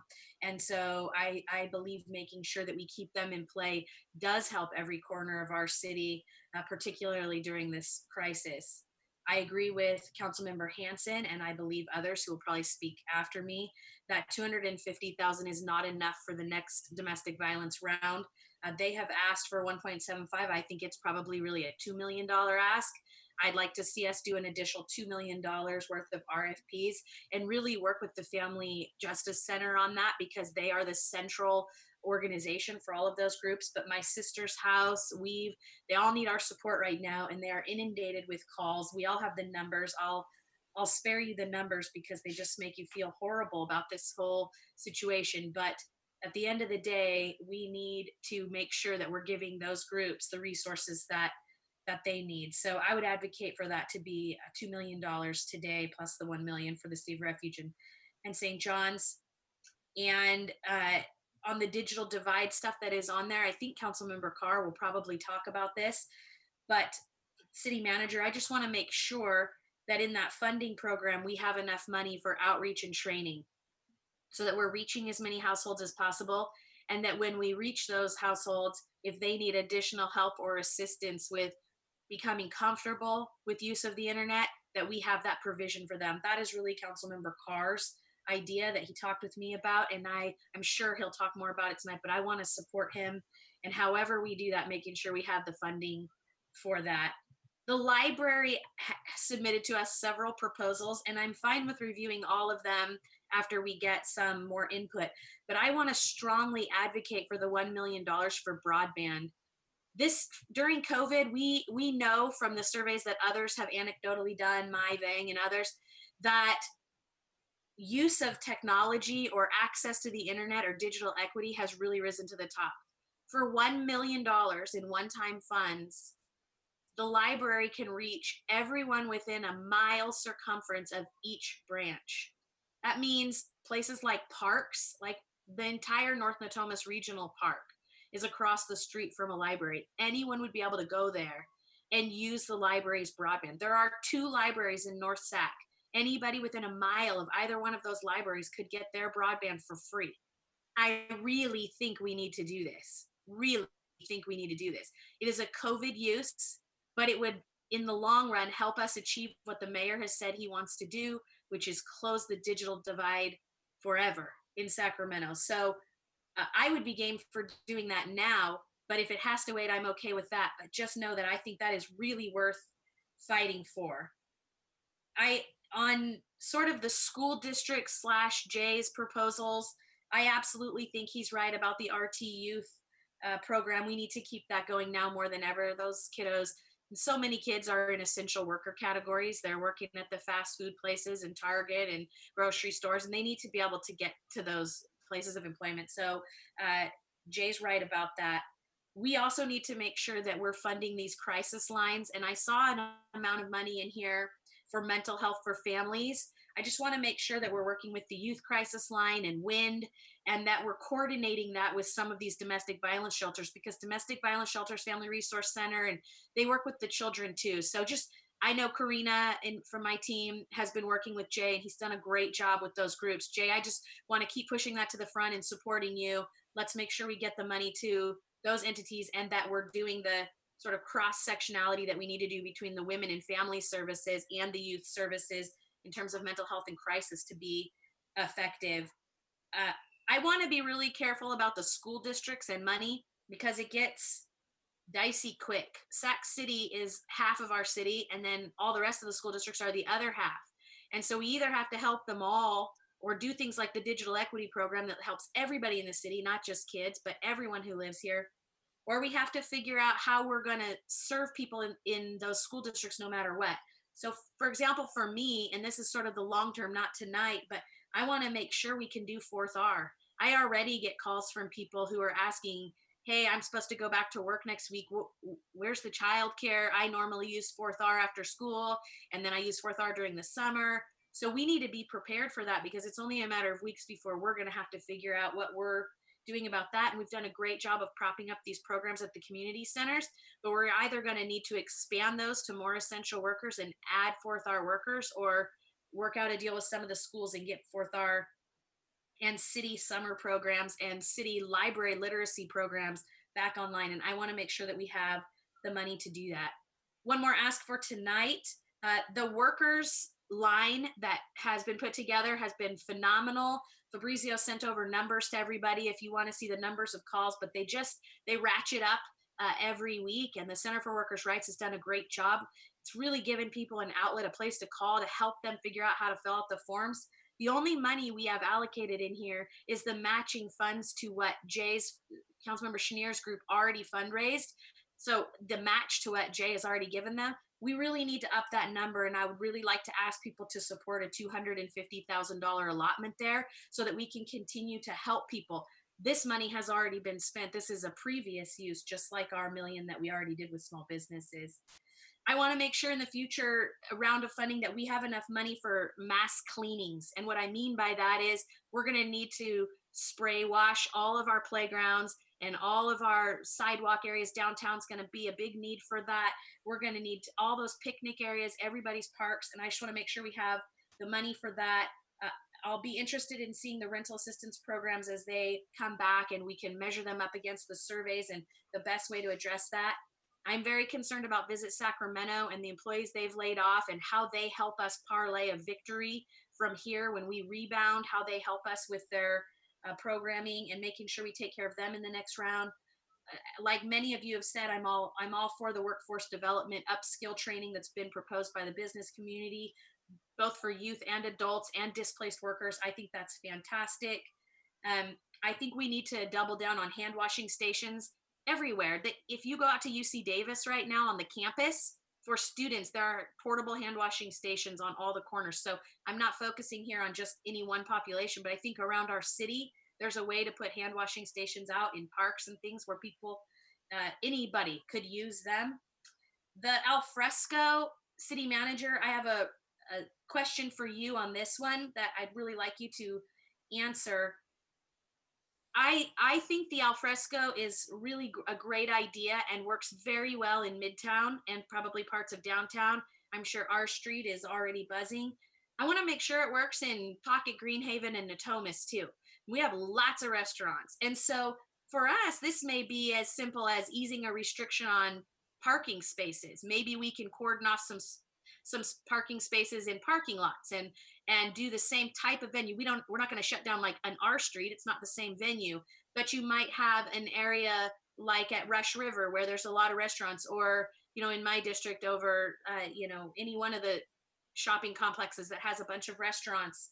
And we have some partners who have reached out. So Jibe, which is formerly the North Natomas Transportation Association, has offered to do some match funding to give people a discount if they bike or walk to these restaurants. I'd love to see us amplify our dollars. One of the mayor's favorite things to do, get $2 for one here. And I think Pocket Greenhaven and Natomas are ripe for that. I'm sure there are other parts of the city too that would be ripe for that type of program, but I want to make sure that that al fresco works for everybody.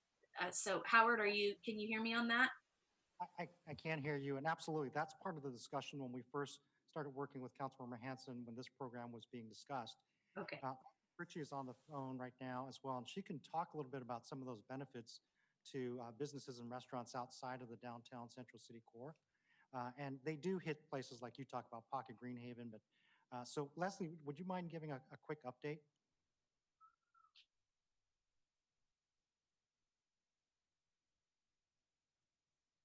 She's probably unmuting. Yes, hi, Council. This is Leslie Fritchie, and I thank you for allowing me to talk about the Al Fresco program, because though you were right, Angelique, it fits very well from Midtown and downtown as it's designed, but we really wanted to have a holistic approach to this. And so we have been working with others to talk about, you know, cordoning off parking areas in more other areas of the city, and doing a very specific outreach to some of the landlords and some of the shopping center owners, as well as along the older commercial corridors. It's unlikely that they may be taking over a parking lane, for example, but they may have an adjacent parking lot they may want to use. And so we definitely want to do a lot of outreach for them and make sure that it is a program that works for the wide variety of restaurant businesses we have throughout the city.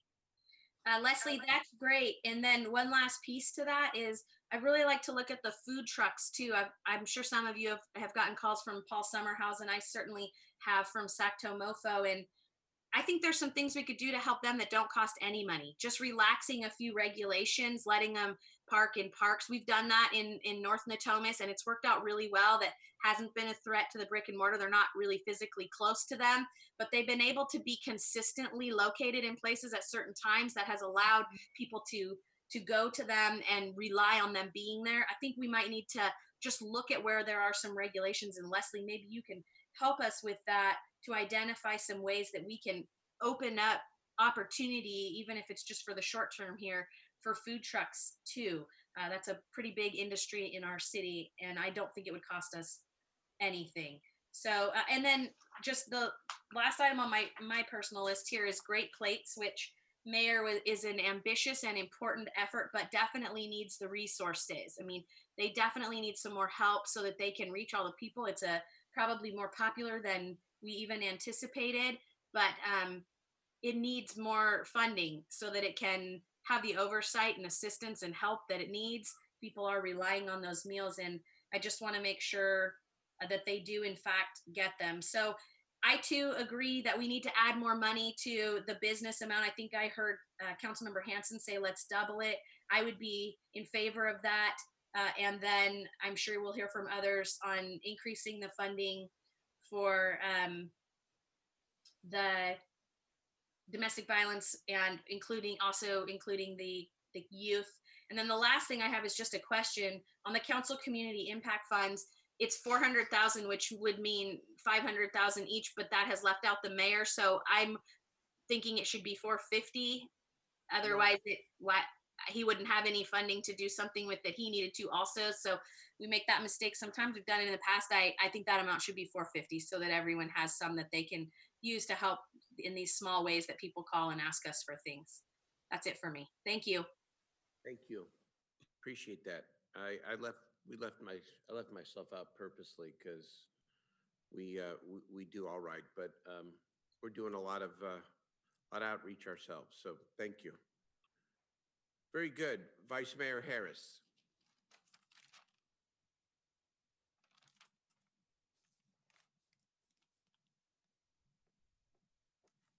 Jeff? You muted, Jeff.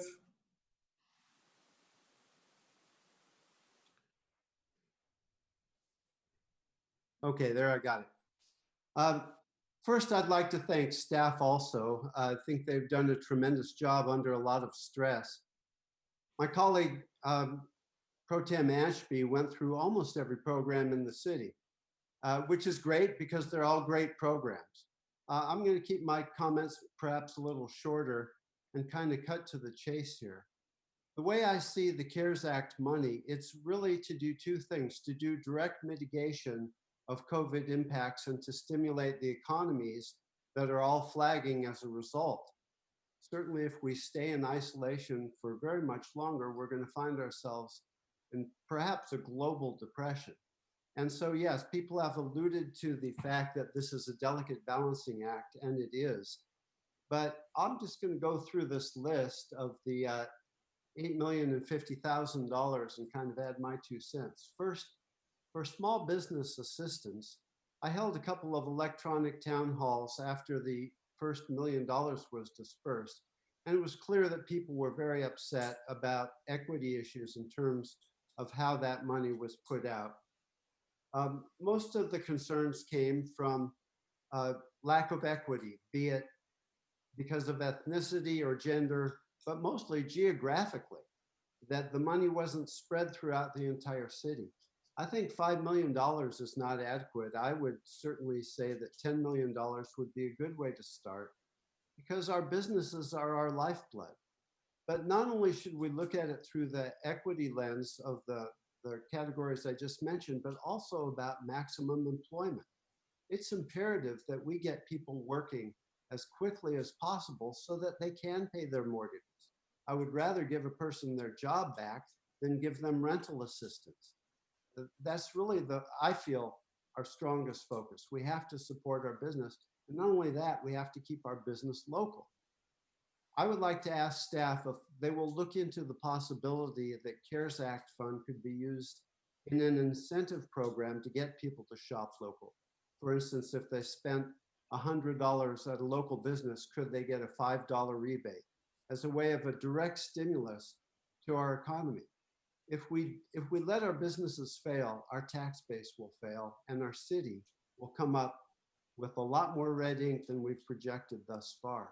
So I think there's a strong argument to be made for doing $10 million immediately to stimulate small business. I'm fine with the youth enrichment funds and the programs that Jay is coming up with. I think there's a lot of benefit there. Certainly our kids are in a desperate condition, really, and that's a direct COVID impact. It's pretty tough to have graduated and not be able to attend a graduation ceremony. It's pretty tough to not have a prospect of a summertime job or lack of transportation. The digital divide piece is very important. Imagine, well, I mean, you couldn't be a council member if you didn't have access to Wi-Fi, if you didn't have a computer. There are many people who can't access basic services because they don't have Wi-Fi, they don't have a computer, they don't have a way to access the basic information to survive in this very difficult time. So I'm definitely in favor of that program. As far as the homelessness piece and the St. John's money, City of Refuge money, I have a couple of concerns about this. First, they were included in a previous budget, and the CARES Act money clearly states that programs that were previously funded in a budget may not be eligible. So certainly the city attorney will have to chime in on that one. But more important than that is homelessness has to have a coordinated response. I really don't want to do one-off fundings of particular providers for this reason. We have numerous providers in the city who do an awful lot to affect the homelessness problem.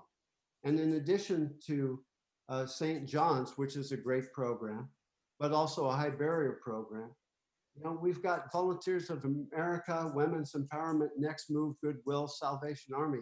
All of these providers are currently providing an essential service to the city. And certainly when the homeless population that is in the motel program from the county, we're going to have a big issue trying to keep those people in housing rather than turning them back onto the streets. So I would like staff to come back with a much more comprehensive way to use money for homelessness solutions. Additionally, St. John's is funded through August, as is City of Refuge. So it's not an immediate early win to allocate those funds at this time. You know, the domestic violence piece is very important. It's been documented many times that a number, a very high percentage of the population living on the streets end up there because of the results of domestic violence. I'm not sure we have a comprehensive figure, but what we do know is that groups like Women's Empowerment do a tremendous job dealing with people who, from circumstances beyond their control, end up on the streets. And everybody who ends up on the streets, every single person is going to cost us at least $100,000 and probably much more to rehab and get into housing and be successful in housing, especially if they have fallen prey to drug vendors and are now in the addicted phase of living on the streets, which probably more than 2/3 of the individuals are. At that point, we're in trouble. And even all the money that we want to expend the HEAP and cash funds on triage and interim housing, in that regard, it won't be money well spent unless we address addiction head on. And so, City Manager, I want to say that not trying to include funds right now, but I will be bringing back a proposal and I'll be seeking $1 million or more in a collaborative effort with the county to do a methamphetamine and opioid detox facility that will have to be locked down and will likely be an excellent place for our police department to navigate people to once they commit infractions on the street and they're high as a kite. Police force is asking for this. The county's on board. We have a pretty strong coalition. So I will be submitting a proposal in that effect as part of the comprehensive program to deal with our homeless population, which increased dramatically, by the way, with the release of 100 prisoners from our county jail. And the effects of that are felt in Midtown, downtown. Certainly the River District is devastated by this. We've got a real big problem to deal with here. And I agree with the mayor when he first came with a framework in his 4 buckets, homelessness being one of them, that we need to think strategically about how we use these funds. Virtually every provider of homeless services in this city need more money to do the work that they do, and we are going to need them to do a lot more of that work. So I would like to see city staff come back with a more comprehensive proposal about how to disperse funds to address homelessness. On the domestic violence piece, I actually think that 1.75 is a fair number. I'm supportive of that. The way I see this staff report, the $250,000 used for several projects is merely a placeholder to get started. $250,000 is not going to meet the needs of domestic violence or food insecurity or mental illness, family mental health services, I should say. But they are placeholders, and what we need is very concrete proposals to come back, hopefully next week, so that we can up these amounts and make them more realistic so that they'll do a good job.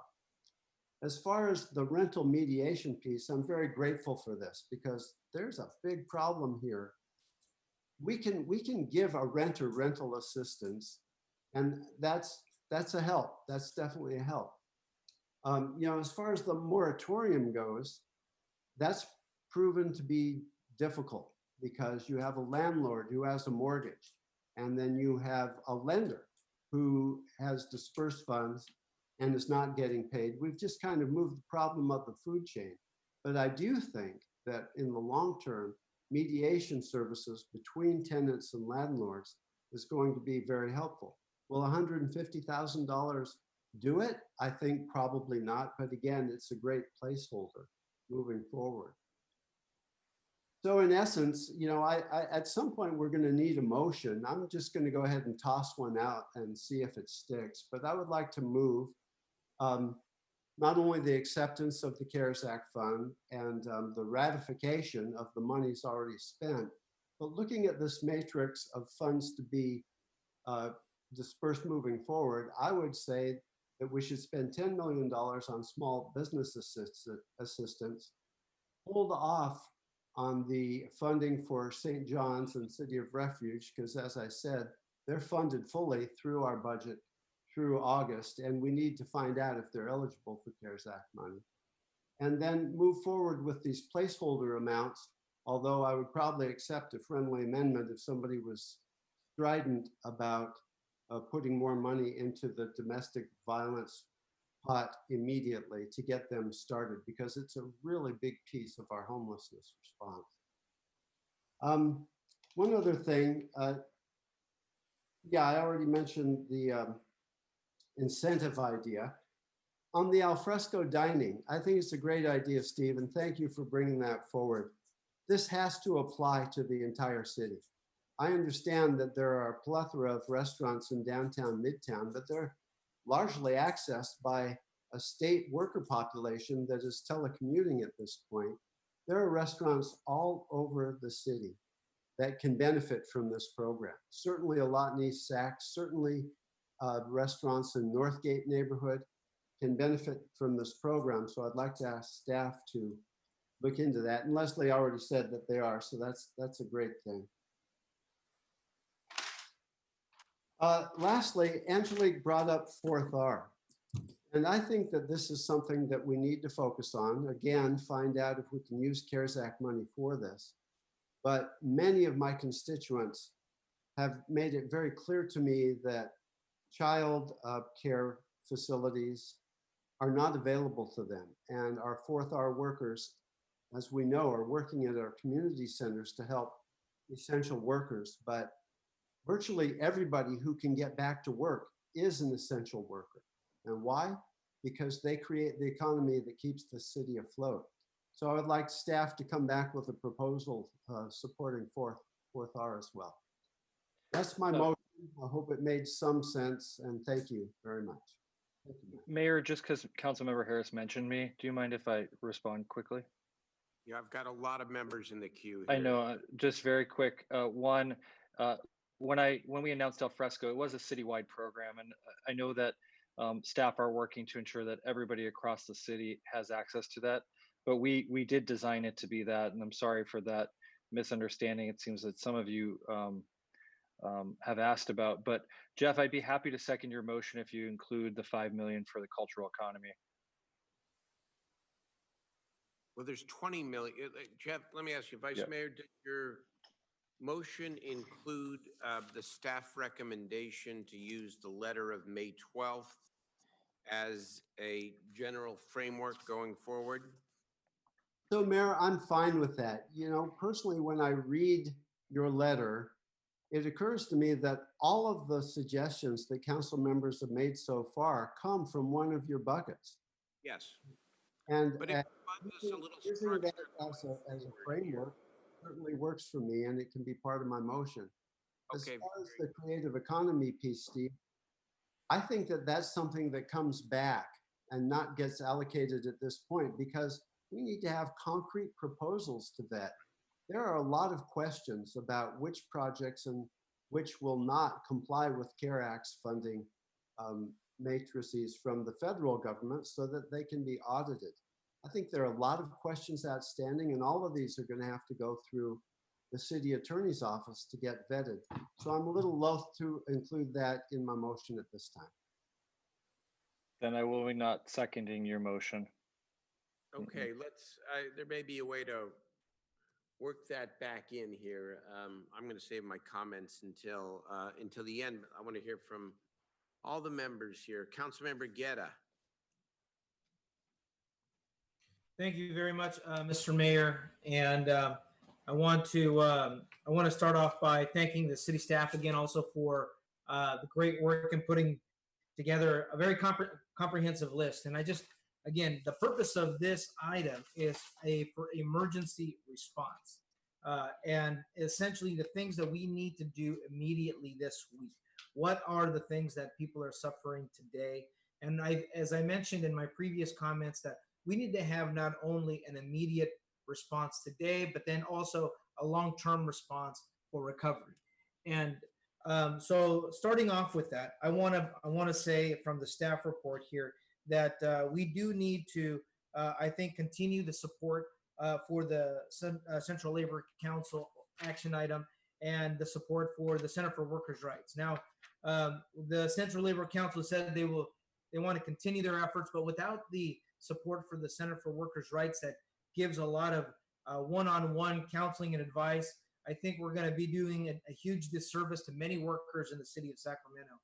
We held a webinar with the Center for Workers' Rights and our Central Labor Counter partners, and to help people address questions that are about EDD and how to file for unemployment.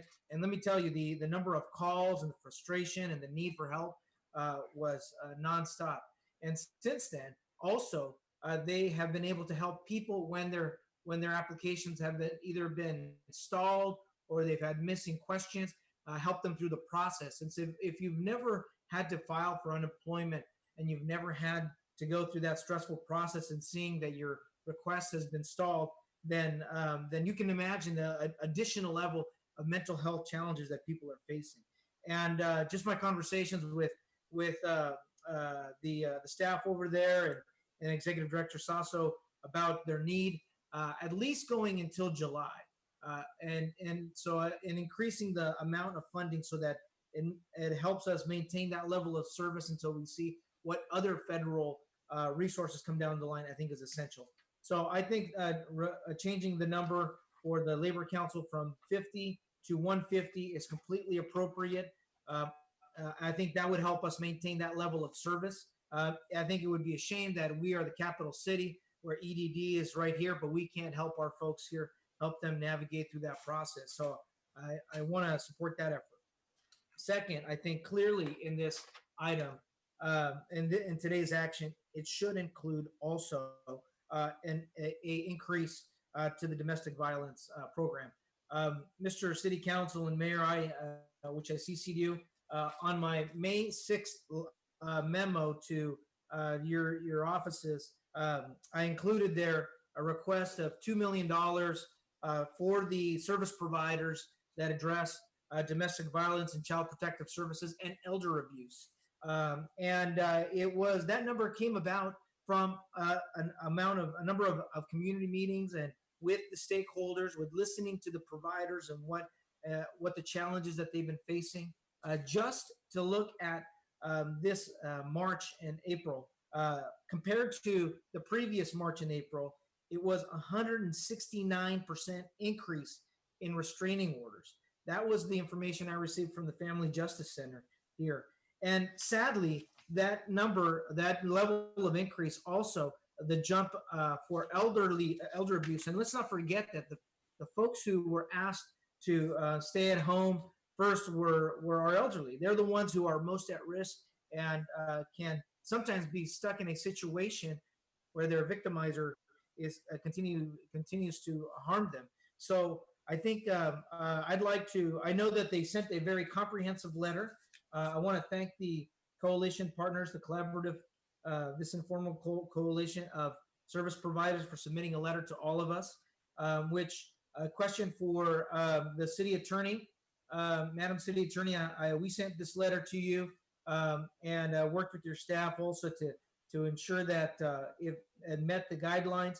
And would you feel comfortable that this letter identified by the collaborative partners meets the guidelines set forth by the CARES Act?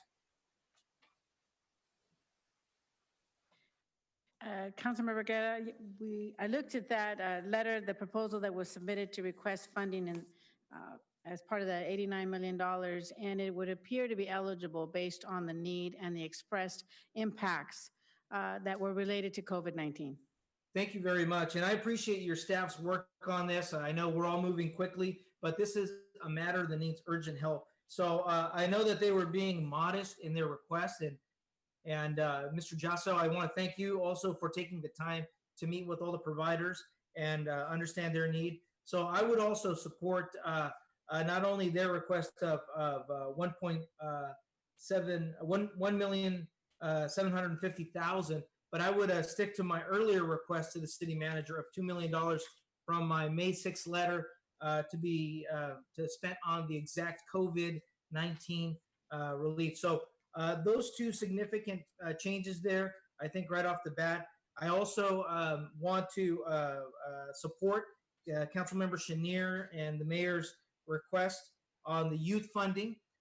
We've been part of the collaborative meeting of over 80 community partners, youth partners that are helping address the issues of mental health with our youth, addressing access to food with our youth, ensuring that the most needy, vulnerable students, particularly those in mixed status families who may have undocumented parents and are not receiving any aid, are getting support. So I want to support that request as well.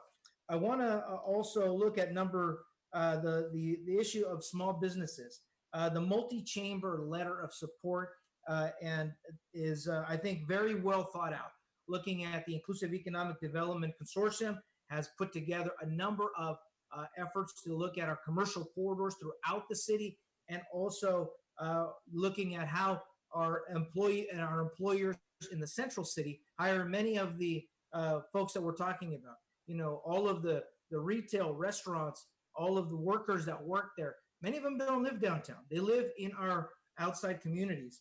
And I think the fact that we live, that our city also recruits people from outside the county to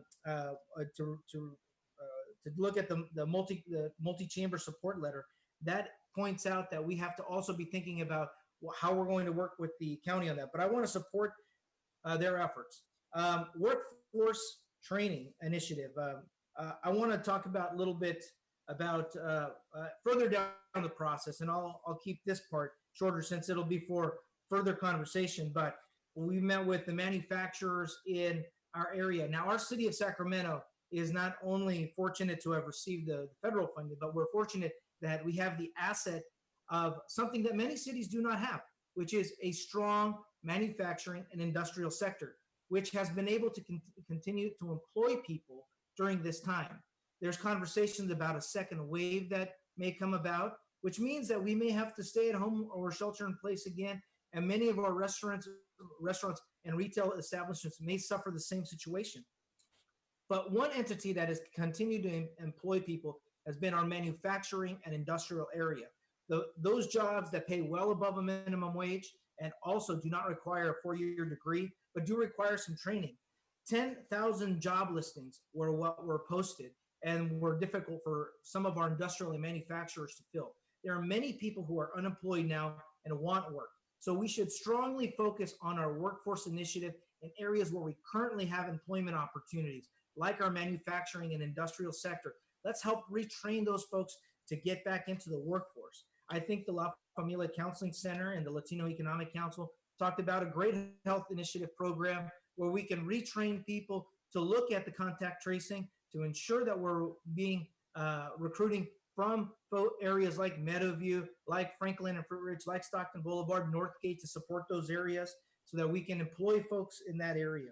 I want to also say that once we get going, okay, this emergency action, this action that we take today is to help people immediately today. But once we get our economy going, if our childcare centers are not back up to speed, and it's not just 4th R. 4th R has been a great program that we fought, and in fact, it was my first action item when I was sworn into council that night. We protected 4th R. But if we can't get childcare centers, which are private businesses, there are small businesses in Sacramento owned by our local business owners here, we're not going to be able to get people back to work. We all know, all of us who have kids right now, I know when I have my son here and we're having Zoom calls and whatnot, it's not the ideal situation for kids, and for folks who can't work from home, they're going to need a place that's safe and enriching for their kids. So I want to make sure that as we move forward, and also when we move this youth initiative, that we're looking at that. And in my letter, I proposed from conversations of all the businesses that do childcare, the challenge that they will face is that the state guidelines are going to make it difficult for the density of kids in the childcare centers. And so their ability to maintain open will be a challenge. I believe we need to figure out how to support those businesses as well, so that our workers can get back to work. The last piece here, I think I'll mention here, is that on rehousing, there are many programs like Family Promise who have helped people stay out of homelessness and get up to speed. But if those programs fail, and we exacerbate the homeless problem, because our current programs that are out there, we're not helping them either maintain their cost for PPE or cleaning equipment, or just simple some of the simple overhead costs, then we're going to exacerbate the homeless problem. So I think we really need to look at that. Going back again, I think immediately on this action today, I'd like to see $2 million for the domestic violence piece. I'd like to see 150,000 augmentation to the call center to make sure that people are filing for unemployment, and I'll support the $2 million for the youth programming, and also the increased support. I know that there's been multiple options about small businesses and how to support small businesses. I want to make sure that it's equitable and also reaching those businesses that did not get support in prior years past. And with that, Mr. Mayor, after I hear Councilmember Chenier, I would glad to look at how we want to reframe the youth portion. So with that, thank you very much. Thank you very much. Councilmember Carr. Thank you, Mayor. Well, my fellow council members have said a lot for an hour here and covered a lot of territory. I don't want to repeat everything. First of all, Mr. City Manager, I really like your approach of getting all of these ideas, lining them up, determining which ones are eligible, and bringing that back to us. But I need you to add one more thing before we start setting priorities and allocating dollars, is some scope of the problem when you bring each individual project back. How big is it? And how much can we impact that problem? Councilmember Harris made the motion, but he eliminated St. John's and another program that you had listed, Mr. City Manager, and he thinks they're not eligible. What's your reading on that? Howard? The question is about St. John's and whether, and City of Refuge, and whether or not they are eligible. So there's elements of the proposal that that would be likely be eligible. Maybe I can have Mayor, if you, I worked with Matt Ruyak and Susanna Alcala Wood, and I think Matt, is Matt on the call? Because he's prepared to answer the question about their eligibility, but the short answer is that he's done the math and they sent over information, which I'd be happy to share, about adjustments they've made for serving families with COVID. They would have to begin ramping those programs down now, knowing that they would be losing funding in a couple of months. We all know how that works. So if we don't fund them, those families would not be served, particularly City of Refuge, which Chief Hahn has identified as the go-to organization for the police department 24 hours a day. They have 30-some families they're serving, and the COVID numbers have bounced those numbers up. Also, some of the shelters have closed and are not accepting folks right now. These two remain open with that funding. So, but if Matt Ruyak or Susanna's on the phone, they could both explain to you how, obviously, we would approve them tonight subject to their eligibility and leave that to the city attorney. But I have received the answer that they are eligible. Can I, because I think it's good, and Councilmember Carr, I'll get back to you in just a moment here. I think it's going to be difficult to sort of legislate and adjudicate the answers to these questions in public session here, but I just wonder, Councilmember Ashby, and maybe this is to Vice Mayor Harris as the maker of the motion. If we said tonight that it is our intent to fund St. John's and the City of Refuge and the other homeless service programs that meet the COVID definition, and ask the staff to come back in 2 weeks at most, 3 weeks at most, and to actually shape a proposal, but with the clear intent that we are going to fund the City of Refuge and St. John's as we have up to now. I'm not trying to wordsmith anything. That would be the intent, but it would give us then some time to decide what the appropriate number is, given the questions about of reshaping it around a specific COVID response. Would that be something, Councilmember Ashby and Harris, before we go deeper into Mayor, if such I, vision?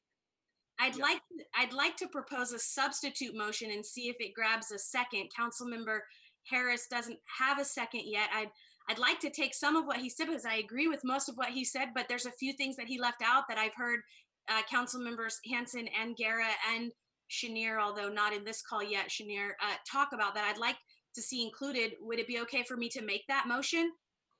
Not yet, because I know he has not gotten a second, but what I would prefer is that you and any other member try to improve upon his motion and see if he will take those suggestions as we maybe shape them as friendly amendments. Because what I would rather not have would be multiple substitute motions where members are sort of crisscrossing and you're I voting no. understand it. It's just, Mayor, that he's already rejected Councilmember Hanson's friendly amendment and removed the domestic violence piece that Councilmember Guerra and I have both asked for, and removed the workers' call that Councilmember Guerra and Hanson and I have asked for. I think I could formulate a substitute motion that includes more of what the three of us have discussed, and perhaps would give us a better background, and then maybe there, if I'm wrong and then we spiral into a bunch of motions, then I can withdraw mine and help craft one.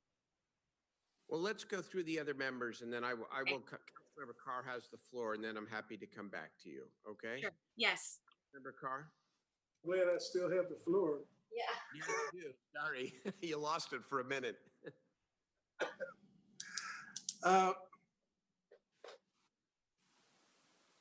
I'm not quite sure. I like your approach, Mayor, to move this along and to bring the other things back next week. I think that's fair, to give the staff a chance to look at it as well. I know some of these things are pressing. I know Councilmember Ashby has a desire, because she has Comcast on board, to get the digital divide closed as soon as possible. And I'm willing to support that. But if it opens the door to multiple substitute motions, then I think we are going to find ourselves chasing our tails. The thing that I wanted to talk about, though, on the digital divide is that giving people access to a computer and Wi-Fi does not go very far in some quarters. People who are not used to the internet, not used to computers, will definitely need some training. And it's been my experience that the software training part of it is just as expensive than the hardware portion of it. And if you ever get your car fixed, you notice that the parts almost always equal the labor. And training people is almost all labor. So her proposal was for 500,000, and I think we need to put another 500,000 for the training, or else our elderly population will not have access, even though they have the hardware and the software. The second thing I wanted to emphasize is that the African American community and the Hispanic community have been hit really hard by this virus. And there are a lot of reasons for that.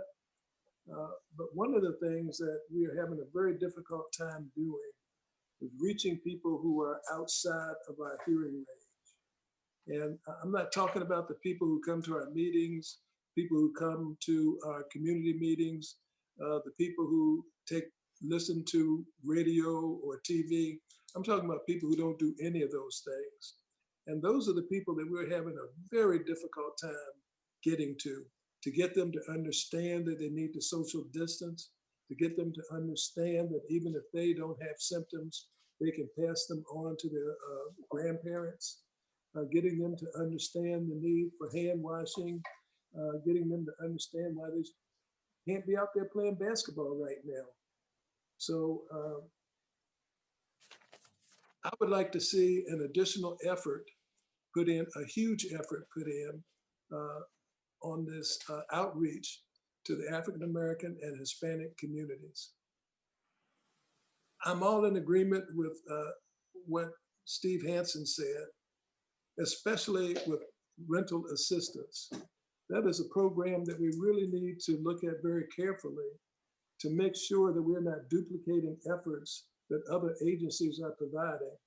If you work for minimum wage, say around $15 an hour, that gives you $24,000 a year. In the state of California, you could apply for unemployment as well as get the $600 a week from the federal government, bringing your total income almost to $50,000 a year. So people who are getting that kind of assistance from other programs really shouldn't be getting rental assistance from us.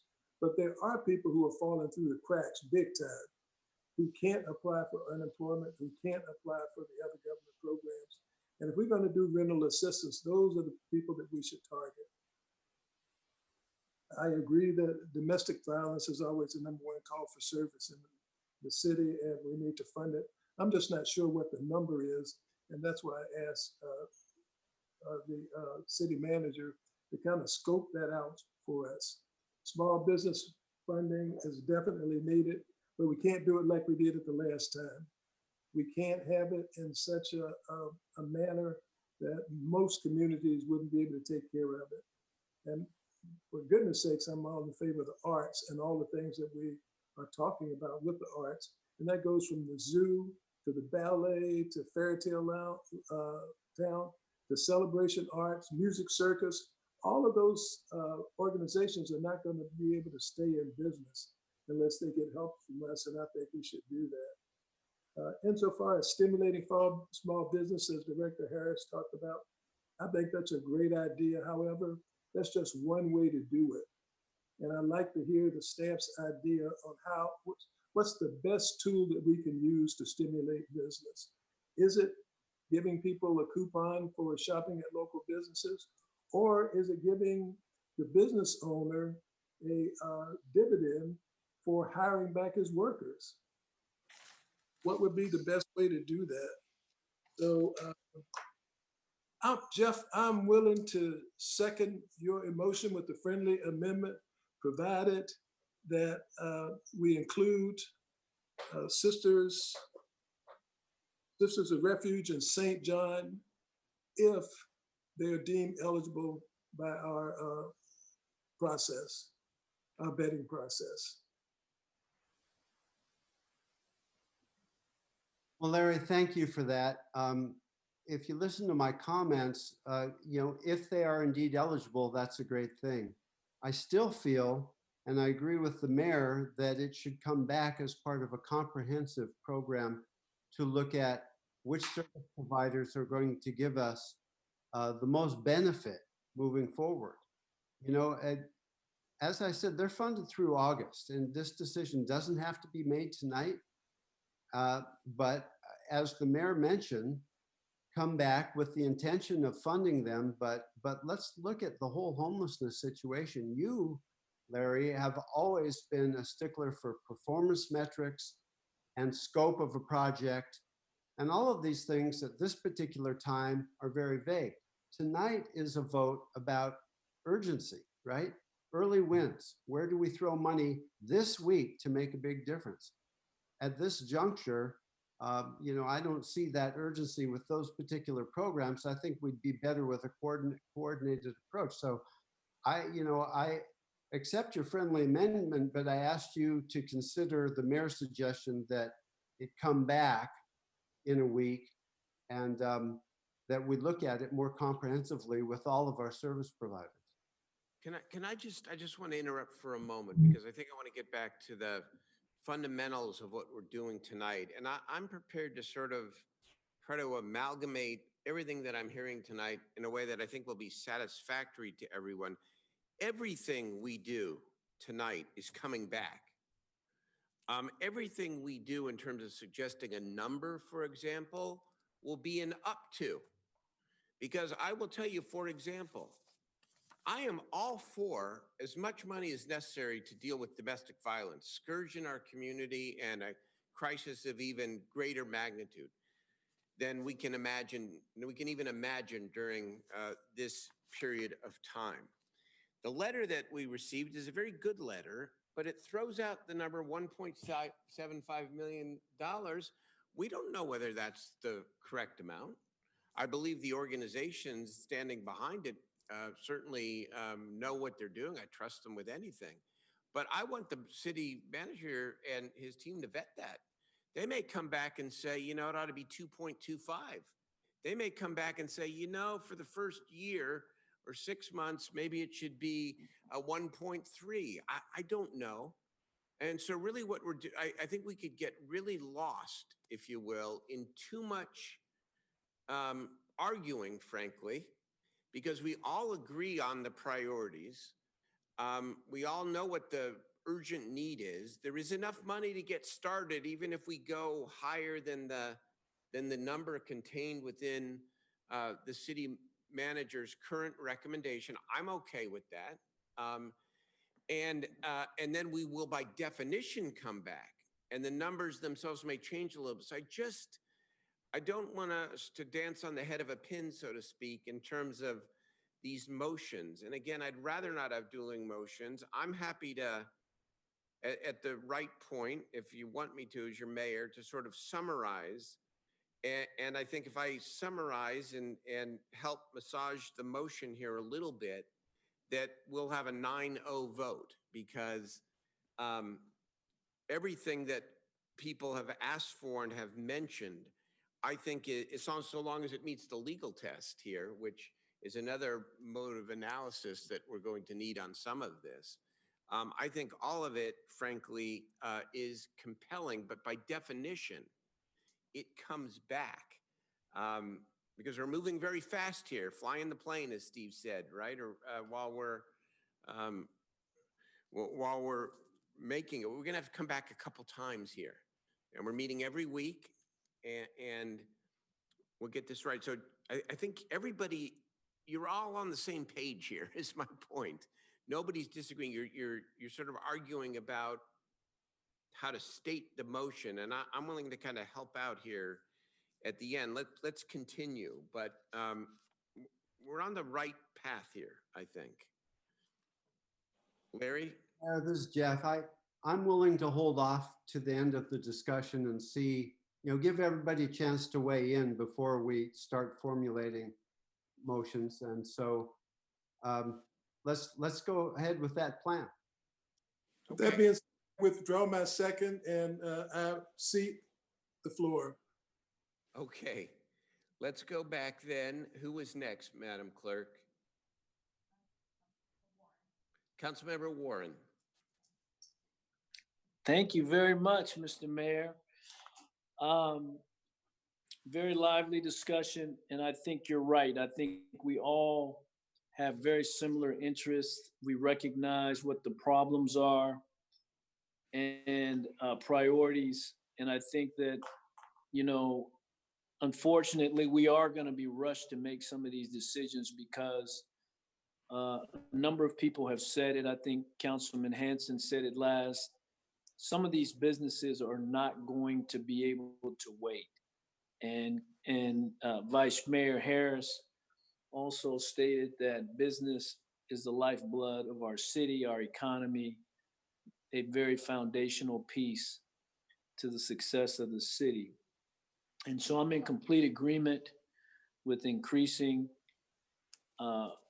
funds for small business. I think we need to do that tonight. We need to do that right away. And then we need to do everything we can to help get funds out to the businesses so that, they don't, in fact, become extinct or perish because of any delays. And so I know we have to do some due diligence and process-oriented things, but I think that should be a priority for the city manager, his staff, our legal team. In addition to that, and recognizing some early wins. I've identified a couple of additional early wins, and they're citywide early wins. And one is the Capital City Youth Sports Coalition, which is made up of a number of organizations throughout the city. And as has been stated, our youth are really being challenged in ways that they have never been challenged, and they're confined. And once this stay has been lifted and people are able to get out and do things, we're going to need to have programs in place and funding ready for them to get out and be active right away. Unfortunately, we've had a lot of stress, anxiety, even some very unfortunate suicides that have taken place with our young people. And we need to be mindful that they're still developing, and we need to get them back to their routines as quickly as possible. And so the Capital City Youth Sports Coalition has asked for $250,000. I'd like to ask for specifically $250,000 for that program. It's a citywide program. Obviously, I'd like to include it in this budget and this ask tonight. It would be vetted by the city manager and their staff just to make sure that they check all the boxes. But it is a program. I know that information has been circulated to several council members about it. In addition to that, there's another citywide program that is for youth. It's being led by a woman who's had a lot of success in our region, and her organization is called Side Hustle Academy. She's reaching over 1,000 students just within the last several months during the COVID issue. It is a performance, dance, kind of theater, performance-based organization working with a bunch of diverse youth throughout our city. And in fact, she's become so popular, she's doing it in other states now. She has a request as well that I will circulate to the city manager and for him to vet. But I think programs like that, they have infrastructure, they have relationships, and they can get youth back to being normal as quickly as possible. It should be at the top of our list. And then also we have a couple of additional essential Sacramento-based organizations that need our support, and they have both hands raised right now. One of them is the Sacramento Zoo. I know Mayor Pro Tem brought up the Sacramento Zoo. I think we have to move them up on the agenda. Very important that we maintain and support the efforts to keep them viable. And then Fairy Tale Town is also, I mean, as a youth, I remember going to Fairy Tale Town myself. It was one of the things we looked forward to. And just several months ago, I was fortunate to be out and saw a very active Fairy Tale Town. Several of the council colleagues were there. And I think we have to identify those organizations that need our assistance, and we feel good about making a quick decision because we trust that they're going to do the right thing and they are the right entity to accept the funding. In addition to that, a couple other things that are essential and they may take a little more processing. One is we're in somewhat of an awkward situation because we have, this whole issue around rent and people either not having to pay rent or not wanting to pay rent because we have this ordinance. And I think, a number of people have stated it. I think last from one of the callers that called in was actually a couple of them, Rachel Iskow, as well as Kendra Lewis and others talking about a rental assistance program. I know Councilman Carr had brought this up several months ago as well, and thought that, as a means to helping people not become homeless, we should have some funds set aside for rental assistance. And I think it's time that we do allocate some resources for that. I know we have to be careful because the money will go very quickly. That is a big number, but I think it's something we need to consider.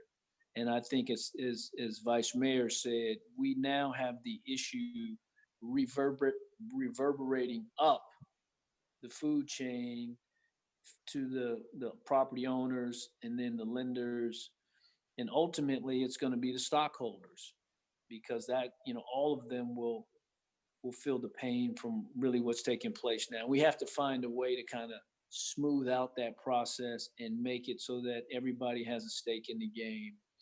And it's a very, very difficult decision. And I know we're going to take more time to think about it, but it's something that I think we should start to move up the top of the list.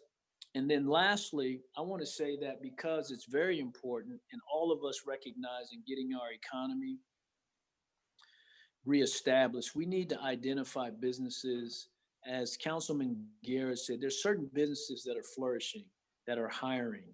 And he mentioned several of them. I'm going to mention another one, and that is the marijuana industry. It's booming right now. Everybody I've talked to have said they're hiring.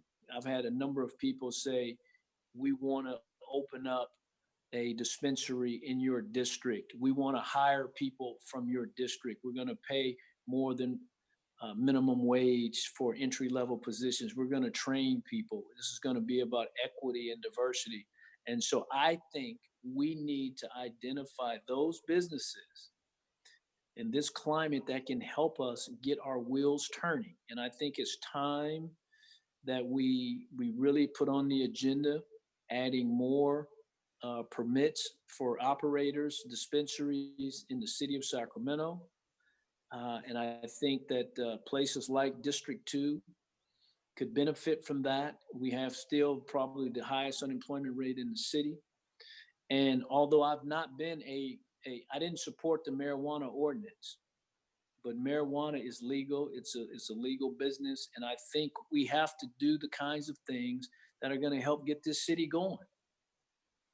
And we got to identify things like marijuana, like some of the stuff Eric talked about, and other businesses that are able to really function in this chaotic environment to get our economy going, or else we're going to be, every week it's going to be a very difficult discussion about, decisions we got to make relative to the budget.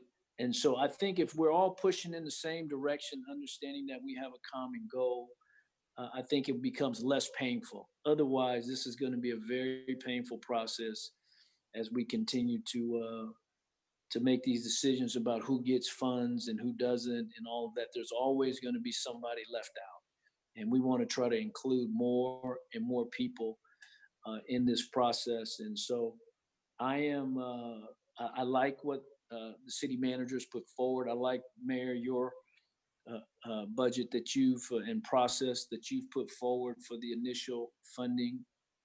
I like all the things my council colleagues have said, but I think in terms of priority, I've outlined the ones that I believe are the priorities, and I'm prepared to take some action on them tonight if it is the council's will. Thank you very much.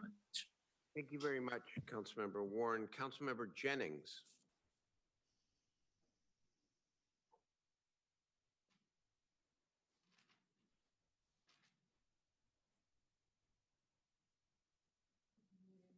Rick, you need to, famous words in the English language now. Please unmute. Got it. Be in the Webster dictionary. All right. So anyway, I thank you for the opportunity today. I wanted to thank the public for their involvement in this process through their letters, through calling in tonight. While I'm in the supermarket, they let me know exactly what they want to see happen. So I just want to thank them in getting involved in this process. Their voice is so important to us, and I want them to know that we are listening to every single word that they say. And then I want to thank the city manager for the clarification of the process. We've talked about the development of a matrix. We've talked about development of a strategic timeline with milestones, process for communication, that we're going to have this on the agenda probably on a weekly basis to make sure that we meet the timeline that's in front of us. I want to make sure that the process that we go through is transparent and that the public sees it as a fair and equitable process. And so I think we're on track to making all of that happening. So I just want to thank the city manager and the city staff for the process that we have in front of us now. I'm going to be very brief because I am going to send a letter to the city manager, and Mayor, I'm going to make sure to copy you in on it so you get that as well. But I want to throw my support behind the small businesses. They are the lifeline of our economy. It was mentioned earlier that 30 to 40% of them may not come back. We had a process where we funded businesses, gave them a lifeline. We were only able to fund 101 of them. We still have a tremendous amount of applications that are online that are with us. And so I just want to make sure that if the funding is available for us to process immediately, we start moving quickly to those applications that we already have. I don't think we need to ask for a second application or get a new application from them. I think it's only going to frustrate the process even more that they submitted one, didn't get a response, and now they're submitting two, not knowing whether they get one or not. So if that's possible to use the same application for those who submit it, I'd like to make sure that we do that and move forward with those applications and move forward with giving money. I am okay with the $10 million as a starting point. I know we're at 5 million now, but I'm okay with the $10 million as a starting point, and I'm optimistic that that number probably will end up going up. So again, that's where I'm good with that. I give support for the Coalition to End Domestic Violence. I appreciated the letter that they sent us, and I think we all agree that 250,000 is not enough. When they said that they would ask for $1.75 million and provide a budget justification for how they would spend the money, they had me when they started talking about how they're going to be able to spend the money. So a budget justification is very important to know how that money is going to be divided among all the nonprofits that are working with them. And I would not put a number on it as well, because my request is to take a look at those organizations that are out, that are a part of that partnership, and make sure that they cover the entire city. And if not, they can add more partners to make sure that the city is covered, which potentially could make that number go up. So I just want to take a look at their organizations and make sure that there's coverage for those who live in the extreme areas of the city that some of us cover, so that they can make sure that they have access to their services. Okay, I want to talk about the health of our community-based partners. And I want to look at those organizations that have done business with the city for many, many years. And they are vital partners to us. Sometimes we don't look at community-based organizations as businesses, but many of our community-based organizations are probably struggling because of the lack of funding. They've canceled their fundraisers, and they can't count just on donations in order to survive. Money's been being cut back from every funding source that they have. And so I think we need to look at the health of our community-based organizations in order to keep them strong, make sure that we're looking at them so that we can connect to them and continue to use them as an asset and a business partner for the city. I want to make sure that as we go and look at our businesses and our community-based partners, that we are extending assistance geographically. And so areas such as North Sac, Del Paso, Gardenland, Meadowview, Oak Park, Valley High, Franklin, and Fruit Ridge. I want to make sure that we're covering those areas, not to the exclusion of downtown and midtown, but I just want to make sure that they're additive and that we are deliberately going out to make sure that those locations are covered in every area that we are focused on. I'm going to throw my support behind the youth funding for Councilmember Chenier. I know he's going to talk more about that in a minute. I didn't know that the zoo has a hard time feeding the animals right now. We're doing such a great job of extending ourselves out to all the people in Sacramento to make sure that they have food. And I believe we have to take care of our animals as well. So I throw my support behind the zoo for making sure that we can supply some funding for them to be able to maintain a healthy zoo, and Fairy Tale Town as well. I got a brick there, so I want to make sure I throw some personal money and we throw some of the city's money behind that as well. And Mayor, I did add you to the list of the community impact funding, which would bring us up to $450,000. And if you can't find a way to spend your $50,000, because you live in my district, I can help you find a way to spend your $50,000. I'll see you in So the I will add you to the list so that, you know, you can throw a little something, something District 7 way, and I can help you. In the staff report is something that I stand strong by. It says every program and project will be screened through an equity lens and ensure that spending benefits our entire community, particularly those communities most impacted. And council expressed a commitment to equity and inclusion throughout this entire process. Those are the words that are in our staff report. And I want to make sure that that's a part of our process, that's a part of what we stand on and what we live by. We've got a lot of African Americans and Hispanic businesses that have met with myself and Assistant City Manager Michael Jasso, and they've talked about the hard times that they're having, not just with money, but also with technical assistance. So we have to have a plan in place for those businesses to make sure that we're doing everything we can to help them in the ways that they need it the most. And we have to be deliberate about that to make sure that we are inclusive and we're involving them in everything that we do. And they've met with us, they've been proactive, they've reached out. They just don't come to city council meetings, but they've reached out to us as council members, and they've reached out to our staff at City Hall. So I think we have to be deliberate and intentional of making sure that we prioritize them.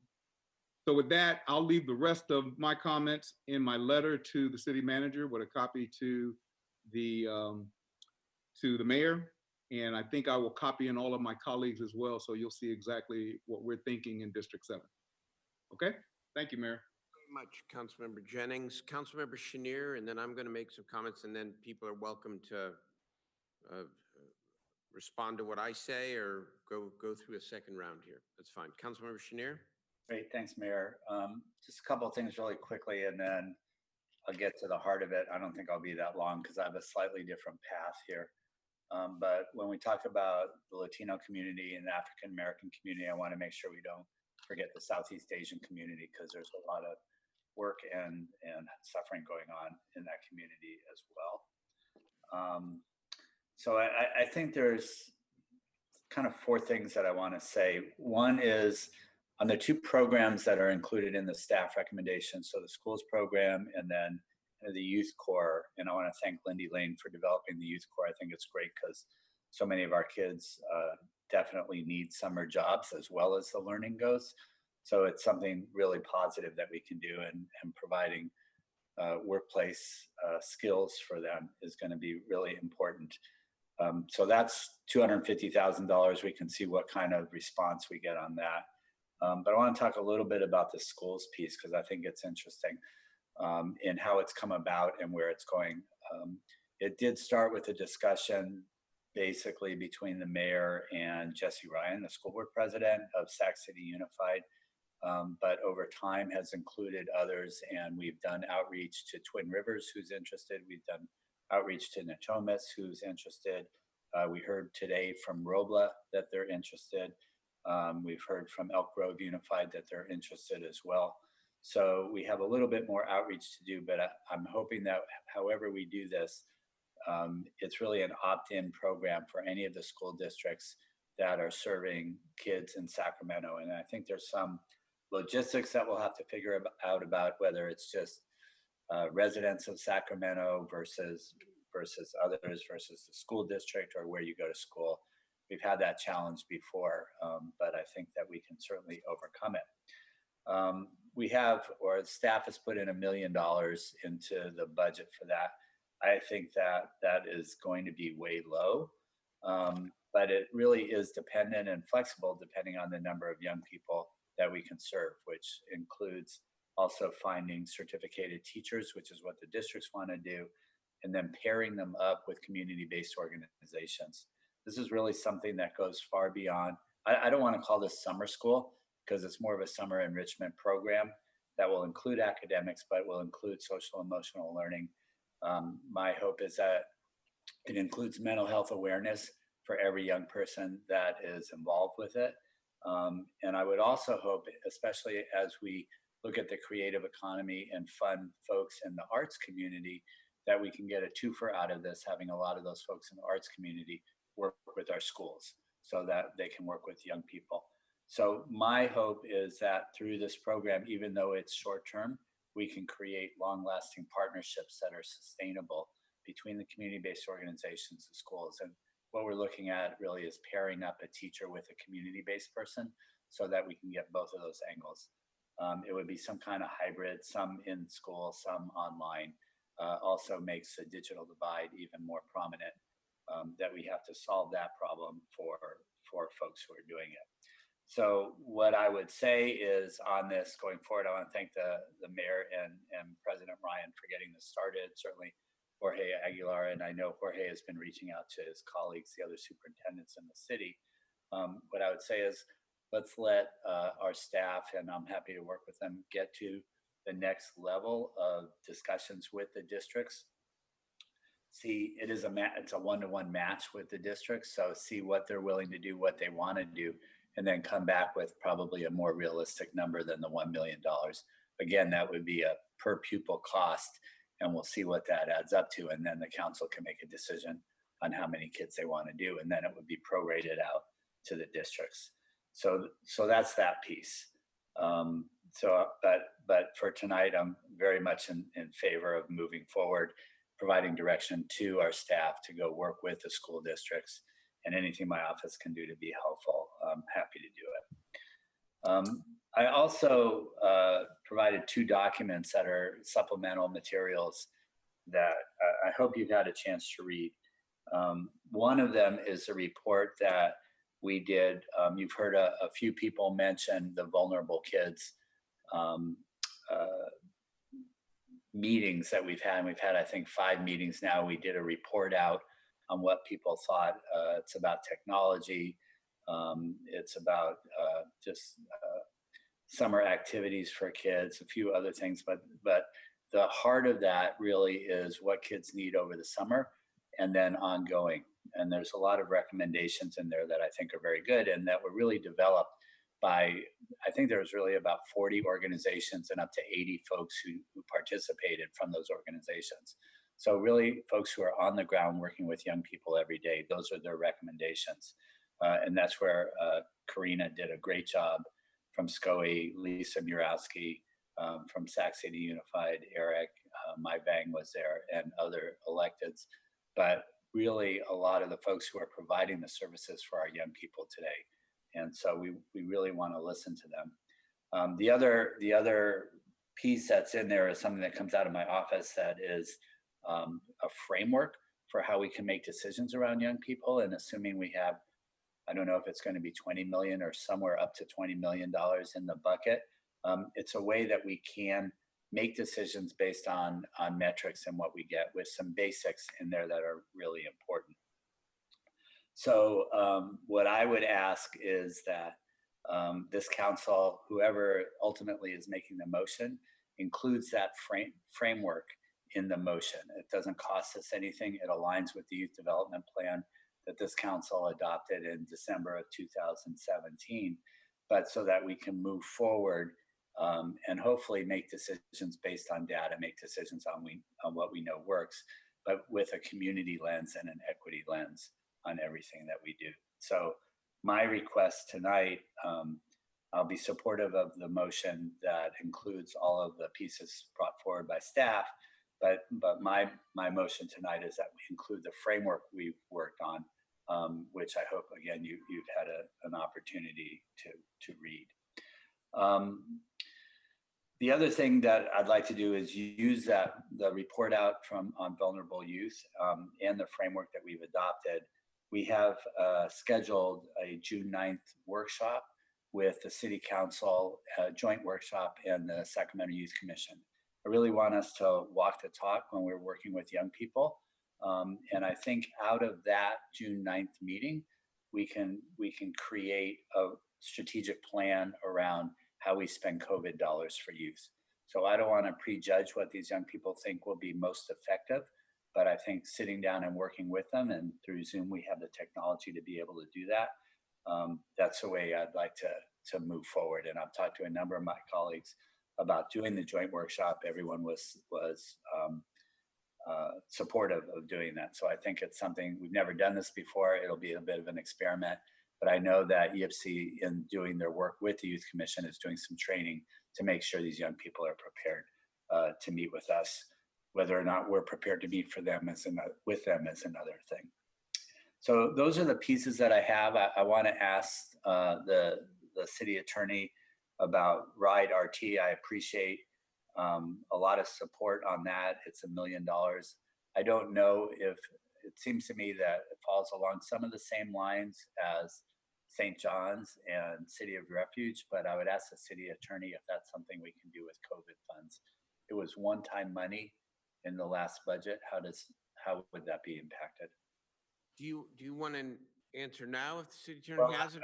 I've asked this question before at council. I don't know if the city attorney has had a chance to look at it. Need a little bit more time to, what? Well, what I had asked, I think what would be good would be actually to agendize. Yeah, we can pull them. We can pull them back all together yeah, because there's been a couple of questions raised tonight. Why don't we do that? Why don't we pull that back for next week? Okay, is that all right? Yeah, no, that's fine. What I know that we're looking at the vacancy piece, and that there's kind of about $800,000 in general fund money that's kind of on the table based on what I've been briefed on by staff.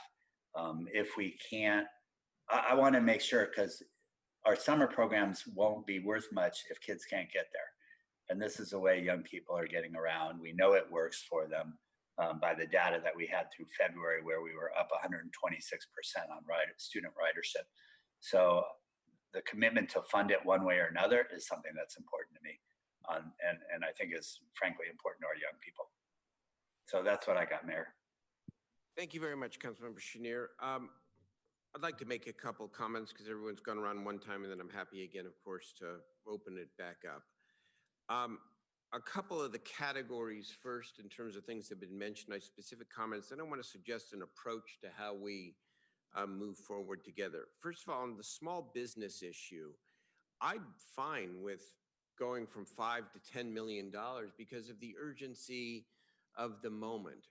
Where I think, however, there needs to be some more work by the staff, the community, and the city council is the actual criteria for how we are going to expend that if it's $10 million.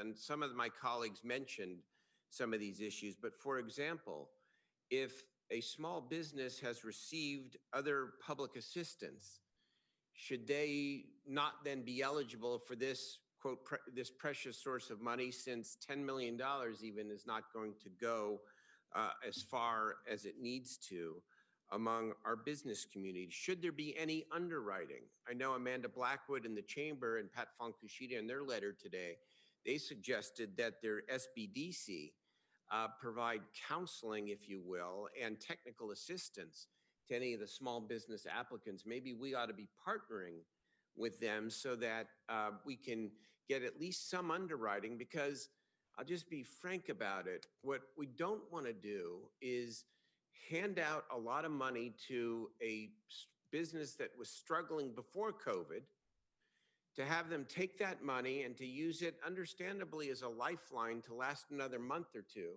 and then go out of business.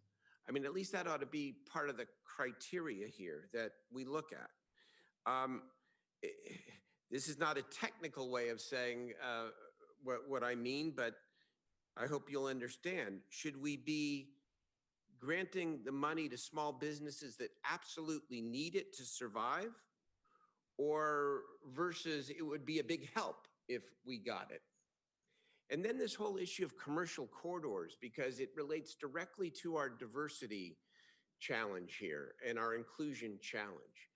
The commercial corridors have long been a big priority and agenda item, not just for not just on the small business end, but for our adjacent neighborhoods as well. Is this $10 million an opportunity to focus real attention on the boulevards? I heard a very compelling witness tonight from Northgate Boulevard say, what about us? Well, I know we had to pull, I think we had to pull some of the money. We paused some of the money that was going to go to Northgate as part of our Measure U program. Is this a way now to invest in Northgate Boulevard and the other boulevards through the small business portal? I think that ought to be at least one of the criteria. So I'm fine with the 10 million, but I'd like us to come back. I think it's a week to 2 weeks if possible. Mayor, we'd like to reach out to the council members too to make sure that we cover all the. No, that's fine, but I think it ought to come back as approved criteria. Yes. Just so that the community and the entire city are on the same page here, because the fault in the first round, and it wasn't anybody's fault because we did the right thing. It was sort of first come, first serve, and we were moving fast. Well, we learned from that now. Now, if we're going to up it by 10 times, let's have some criteria. And I, of course, reach out to the council and add to anything that I might have just mentioned a moment ago. I want to talk about rental assistance for a moment, because I will tell you, anybody could make a credible argument to me that all $89 million ought to be spent on rental assistance. And yet I wouldn't support that, but it would be a credible and a legitimate argument because of the tsunami that is coming. I want to know, first of all, on the moratorium, I believe that the governor is likely to extend the executive order, which is crucial for us because absent the extension of the executive order, we have Costa-Hawkins, which means we could not necessarily do an eviction moratorium for anybody, except if they live in a place that was built, prior to 2005, 1995, excuse me, right, 1995. Okay. I was thinking about the new law that passed. So if in the next couple of days the governor extends the moratorium, our moratorium will automatically be extended. And that will be a good thing and a comfort, I hope, to our tenants. But the problem still remains, because whenever the eviction moratorium ends, both statewide and locally, we're going to have a lot of residential tenants that are going to owe a lot of back rent. And I worry, as you all do, and the advocates worry, that that's going to lead to just a terrible situation where people are going to find themselves evicted. And so what do we do about it? I want to see if there's a creative way to provide rental assistance to people. And so I want the staff to really dig in here among all the zillion other things that you have to do. But I think this is that important, to look to see whether we could do something like, and this could just be one example, give property owners some rebate or break on their utility bills in exchange for giving the tenants some sort of a payment plan on their rent. And then ultimately, the tenant would have to pay the back rent, but would there be some balance, if you will, some economic benefit to the property owner, some forbearance by the tenant, and ultimately a repayment back to our utility fund? This is, again, something that they're talking about in analogous terms at the state level, but I think we need to employ that kind of creativity with the tools we have here. Because I think it would be a mistake, frankly, to spend $89 million on rental assistance, because it wouldn't go that far. It would help a lot of people, but it wouldn't go that far. And then we wouldn't have the ability to do any of the other compelling things that people are talking about tonight. But we can find a way potentially to provide rental assistance if we are created. And we need a variety of options relating to giving some sort of tax break, utility rate break to the landlord in exchange for some sort of repayment plan for the tenant. The other thing I wanted to say on homelessness, we've got $20 million set aside for housing and homelessness. And I believe what Councilmember Ashby said a moment ago, that that the programs that are already funded, if we can deal with the legal issues here, that we've got to find a way to keep the City of Refuge, St. John's, going, because they are serving a very vulnerable population at a time of greater need. I also think Jeff Harris is absolutely spot on when it comes to using some of this money to invest in addressing the methamphetamine epidemic aggressively, because that has gotten worse during COVID. I went out with Councilmember Harris to the River District and some of the business leaders and our Captain Brown and others. And as well as we're doing on Project Room Key, oh my God, it has gotten so much worse. And so much of this is methamphetamine. And we need to partner with the county, and we need to get at that and put it under the COVID bucket. So I want to see if I can help bring this home here in terms of all of the suggestions that the council members have made. And what happened tonight, I thought was really, really good, because it shows the ingenuity, the creativity, and the need in our community. But I also think it speaks to the need for some structure here as we approach these decisions. Because if we don't have a structure, then we're going to come back the next round and we're going to be rightfully throwing out a lot of priorities based on community input, based on council members' own points of view or passions, without it necessarily fitting under a structure that we can all follow together to make sure that in the end, we have an overall package that is most effective and most meets the need. And so I want to see if I can suggest the outline of a motion. And the end result of this motion would be that we would still leave in the pot, so to speak, about $71 million, that would be available for us then to engage in at least some medium-term or maybe longer-term thinking about the categories and about how we sustain the economic recovery. So I would suggest the following: that we approve the general structure and process described in the May 12th letter, and that in addition to the elements recommended expenditures contained in the staff report, we do the following. We allocate up to $10 million for small businesses, but add the to be determined criteria over within the next 2 weeks. Number two, that we add up to an additional million, so that would be 2 million for youth, to be used in partnership with our community-based organization and our school districts, and include the framework that Councilmember Chenier and his staff worked so hard on. I would add up to $2 million for response to domestic violence.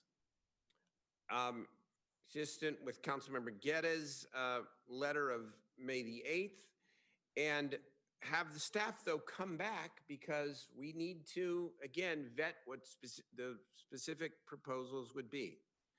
I would suggest that we add up to $2 million in the early rounds of homeless housing and homeless funding, with a absolute intent to fund St. John's and the City of Refuge and the methamphetamine proposal that will be forthcoming. I would suggest that we add up to $250,000 to continue and enhance the labor hotline, and would go higher as needed, but I'd start with $250,000. I would add taking $5 million from the creative economy pot and asking the staff to come back with initial criteria about which organizations are most in need of a lifeline. We've heard some of the examples and suggestions here tonight, but I think I take Councilmember Hanson's suggestion. Let's take 5 million of the 20 and let's begin programming it sooner rather than later, but with guidance and with suggestions. And then I would ask that Councilmember Warren's specific suggestions be analyzed forthwith by the city management and worked through and brought back as appropriate. All of this, by the way, does not include any of that conversation that is ongoing with our county partners. And they're $190 million. For example, they are the Health and Human Services Agency. Is domestic violence prevention not part of their responsibility as well? We know homelessness is part of their responsibility as well. So part of the reason why I want to say up to is I would like at least a little bit of headroom with the city manager, myself, and others to have those conversations with our county partners so we can see how we can match the resources to get to at least these numbers, if not higher. So that would be my suggestion for a motion. If I left anything out, I hope I didn't, because I also included the other items within the city staff report. I'm sorry, and the digital divide, we also want to bring back, yeah, I would go up to $1 million on the digital divide, consistent with our vision to end the digital divide. And yes, let's get the libraries in this discussion. I say up to because I want to see that vetted a little bit here too. But it may be that the best use of the initial $500,000 is to work with our great library director and to program it in the way that she suggests. But I think we need more information. But I would go up to $1 million on that as well. That will leave us about $70 million left going forward. And we will have gone big on small business. We will have gone big in a number of these other categories. And yet we can still be thoughtful about what we want to do about the larger package. Mr. Mayor, I'll second your motion. Well, thank you. I was offering it for somebody to make the motion. Mr. Mayor, you left out the outreach to those. Let me add that, Councilmember Carr, the outreach. I apologize, of course. I add that to the motion as you described it. How much, up to what level? It would be 1.5 million, Mayor, on the outreach to include the library and the digital divide. 1.5 instead of 1. So, is there a motion on the table? One second, Alan. The outreach. Let me clarify again, Councilmember Carr. The outreach would be for what specifically? Go over this again with me, please. Outreach for those communities who are suffering because of the coronavirus, the young people who don't know about it, the people who are with a variety of strategies. Yes. Okay. I added $500,000 per my suggested motion to the digital divide. I'd add another $500,000 specifically for that outreach. All right. I second. What? I second your motion. Well, it's not my motion. I'll make the motion then. Well, Mayor, let it be motion. It's fine. I know you're trying to let me do. It's fine, Mayor. It's fine for it to be your motion. All of that is great. You have everything I was going to say in there. The only thing you're missing is that Rick is going to kill us both if you don't make it $450,000 for the council community impact funding so that you get your $50,000. But I think otherwise you've got everything in there. The only thing I would argue is that I don't believe it leaves 70 million. I think it leaves us at about 64 or 63 million. But otherwise, yeah, that's everything we need. With the staff recommendation, we're up to 35 million. What's that? With the staff recommendation, with the 13 million we started with, we're up to 35 million from your motion. I think Daryl, I think we have 60. He's right. We have 63 remaining. 63 remaining to spend. The longer That's right. the goes, the more we spend. But yes, don't keep talking. Stop talking. 60. Explain one other thing. The reason why this structure that I keep talking about is so important, not just to me as a mayoral thing, because I want to keep us all focused on a balance between all these categories. When we just did $10 million for small businesses, that can either that comes out of $20 million pot for small businesses. So that's okay with me. And so, yes, we're down below 70 if you include that additional $5 million. If you include some of these additional items for youth, for example, that comes out of the Youth and Workforce Development Pot, that's okay, because it maintains that at least the intended balance between 4 key categories, plus actually a tacit 5th category, which are social services. That's domestic violence, and that's some of the other mental health and some of the other things that we are doing. And so I'm okay that it technically drops below 70, but that's because it's coming right out of the suggested pots, and that keeps us on track. Mayor, you have us. Let's take a vote. Let's.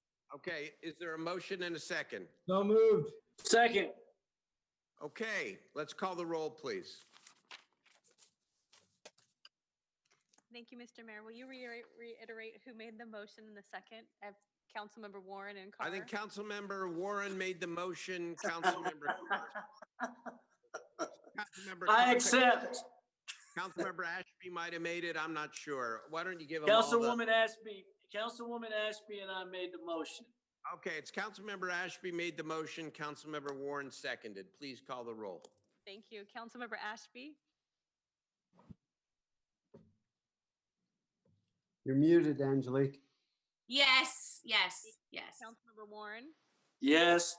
Councilmember Harris, Aye. Councilmember Hanson, Aye, Madam Clerk. Councilmember Chenier, Aye. Councilmember Guerra, Aye. Councilmember Jennings, Aye. Councilmember Carr. Thank you. And Mayor Steinberg. I'm not sure. Aye. Okay, thank you. That passes 9-0. That's a start. Now, again, we also approved the framework. So now the small business pot is down to $10 million. And again, it's all flexible, but we're going to try to follow some sort of structure here so that we can make sure that we're well-rounded here when we look back and say, look what we did together. All right, let's move to the next item quickly, which is relevant actually to the prior item because it may free up some more money for youth here. Who's presenting on this? I'm Director. The meeting. Mario Lara. Good evening, Honorable Mayor and Council members. I'm Mario Lara, Director of Youth, Parks, and Community Enrichment. The item before you this evening is a report on the impacts of COVID and vacancies on the delivery of programs and services by the Youth, Parks, and Community Enrichment, also known as YPSI. After my presentation, staff, including Division Manager Jackie Beecham and Interim Youth Division Superintendent Chris Wimberly, myself, are available to answer questions. I would like to start off the presentation by presenting a short video clip to highlight the various services that YPSI has been able to deliver since the public health orders have been in place. Staff has done so through their dedication and hard work and in collaboration with many other agencies. Please bear with me right now while I switch to screen share to be able to play the video clip, short video clip.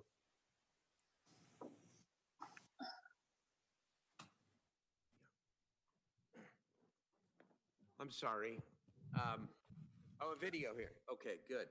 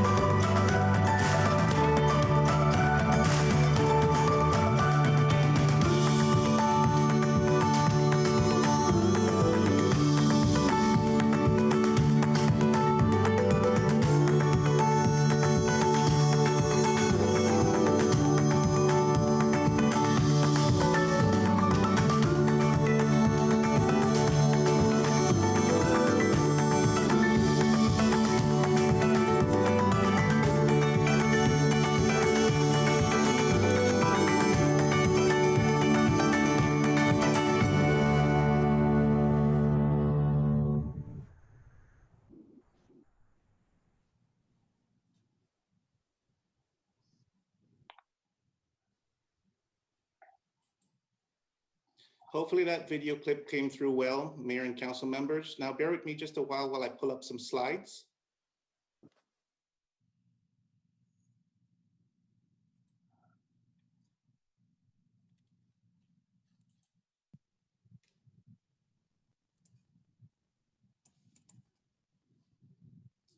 So once again, the item before you this evening is a report on the impacts of COVID and vacancies on the delivery of programs and services. I will skip through a few slides since the video presentation has already highlighted the programs and services. Here is just a few bullet points of the programs and services that we highlighted in the video. With about half of existing YPSI staffing designated as essential workers and half who are telecommuting, the department has been able to continue all maintenance efforts and capital improvement projects, as well as deliver programs and services you see highlighted here and in the video. The emphasis has been on providing services to vulnerable youth and adult populations and vulnerable populations within our community. The programs and services that we highlighted thus far have been delivered while carrying a significant number of vacancies. On May 12th, during the recent budget hearing, Council was presented with information regarding vacancies within YPSI as of April 2020. If all 199.63 vacant FTEs were permanently deleted, service levels across all program areas identified above or on the slide would be significantly curtailed, not just for summer 2020, but fall, winter 2020-21 and spring of 2021 seasons as well.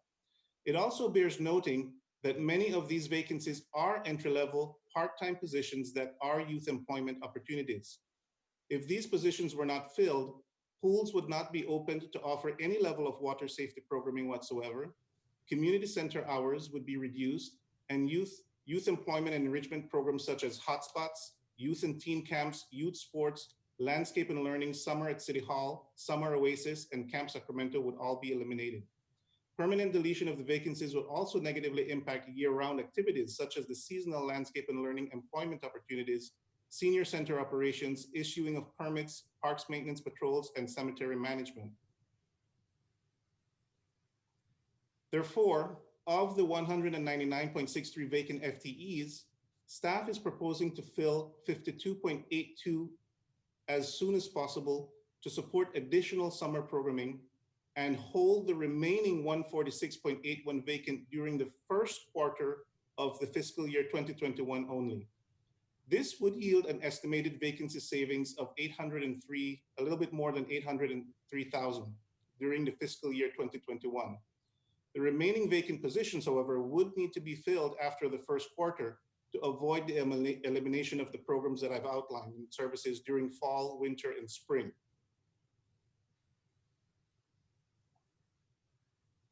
These are the program areas where YPSI proposes to concentrate additional efforts during the summer. While it would not be a regular or normal summer season, as health orders restrictions are loosened, YPSI staff would anticipate being able to expand and enhance program offerings that were previously highlighted.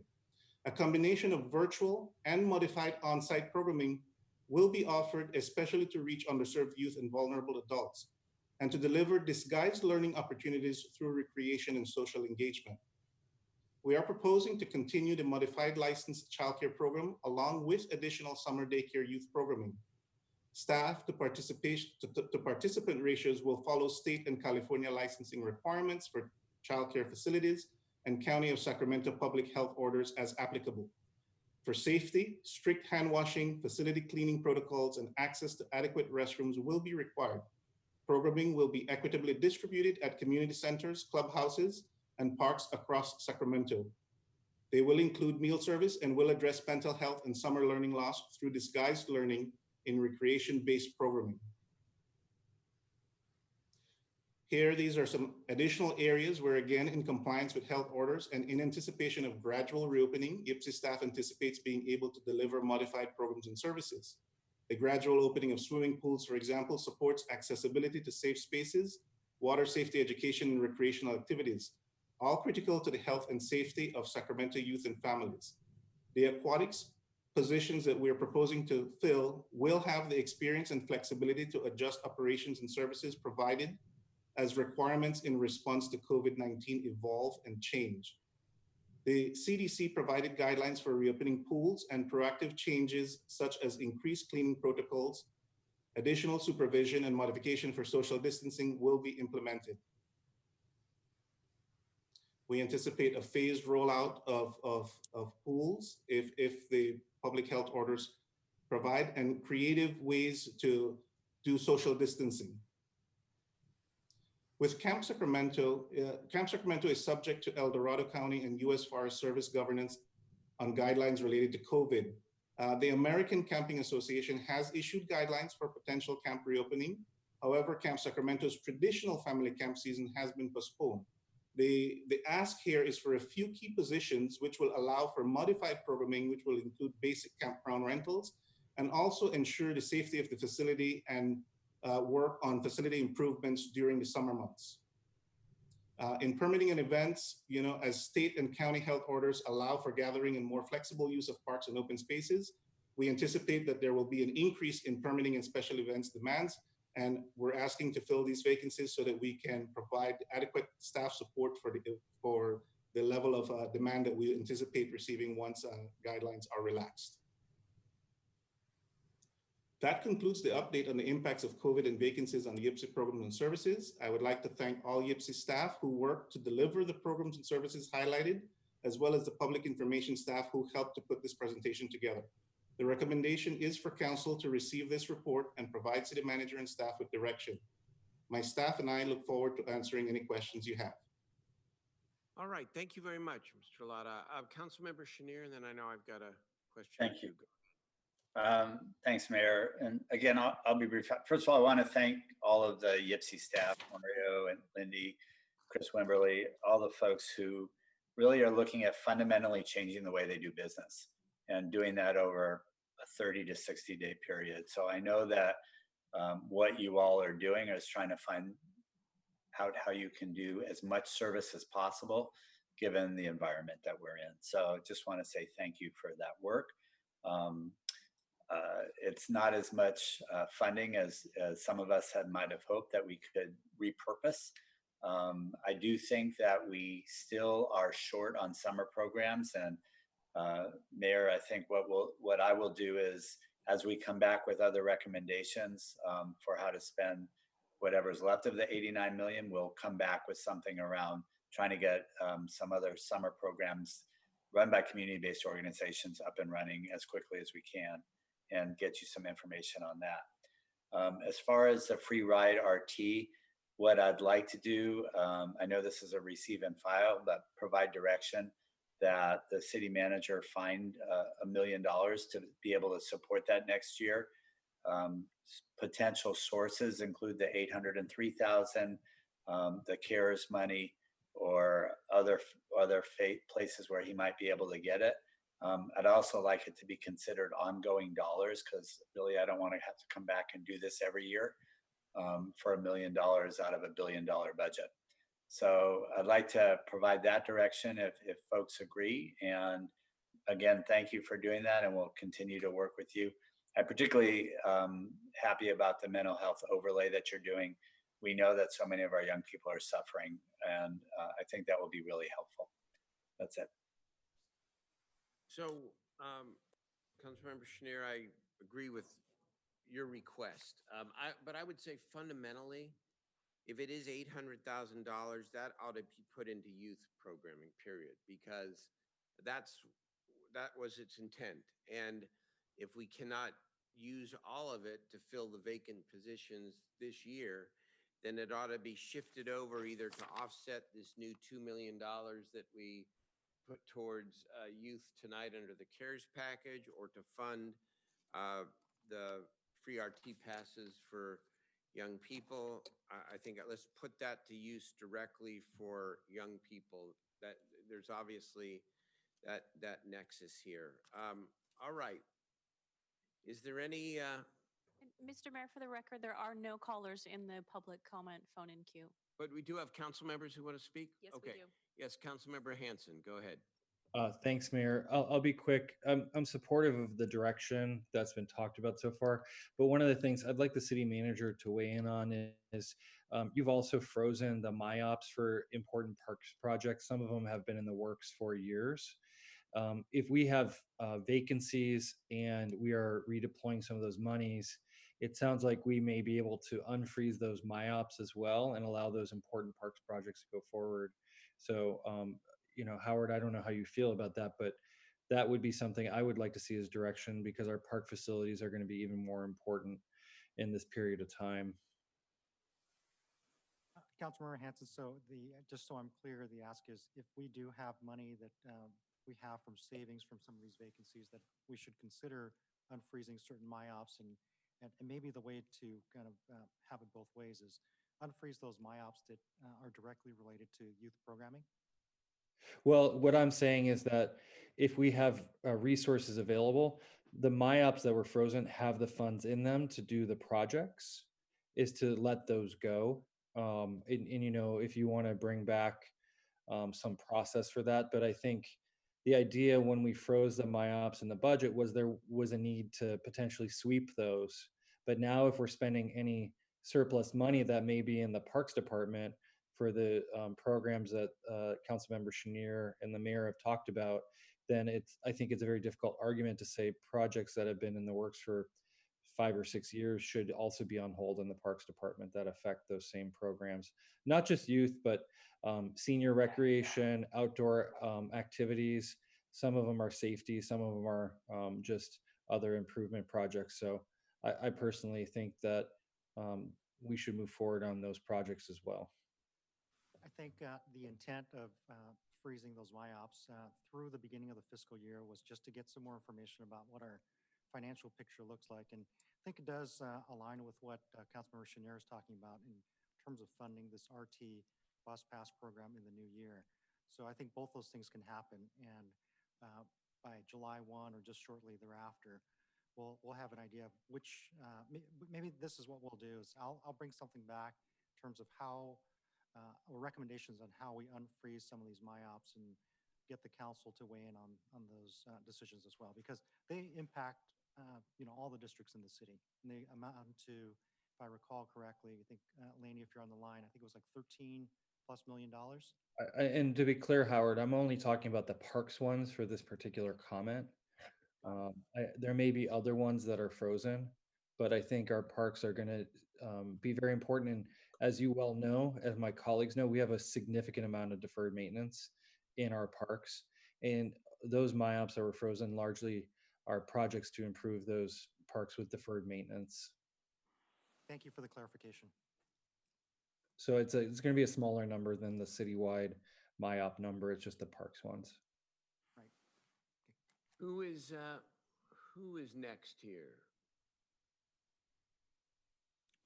Council Member Ashby, Pro Tem Ashby, go ahead.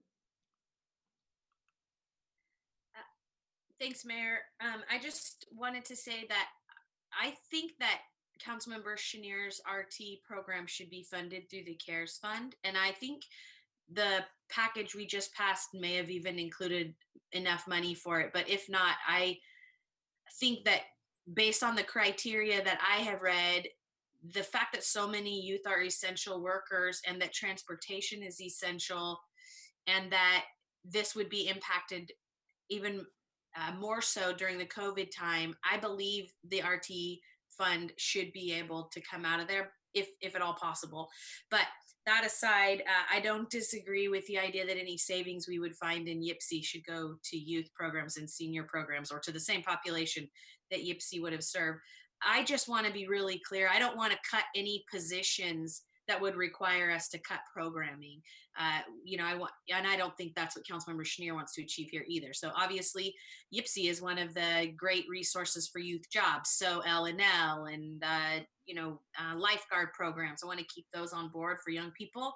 But I also think we need all of our 4th-R workers, as Councilmember Hanson and Councilmember Garrett and I, and it's not just because we have little kids, although that's a big part of it, always say over and over, we need that after school and childcare program. I mean, we just get hit up so hard for those.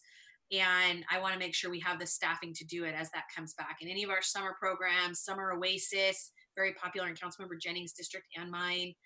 I want to make sure that we have the staff we need to do those jobs. And I don't mind if we find positions that we can clear that don't cost us programming, and that we would then be able to do different things.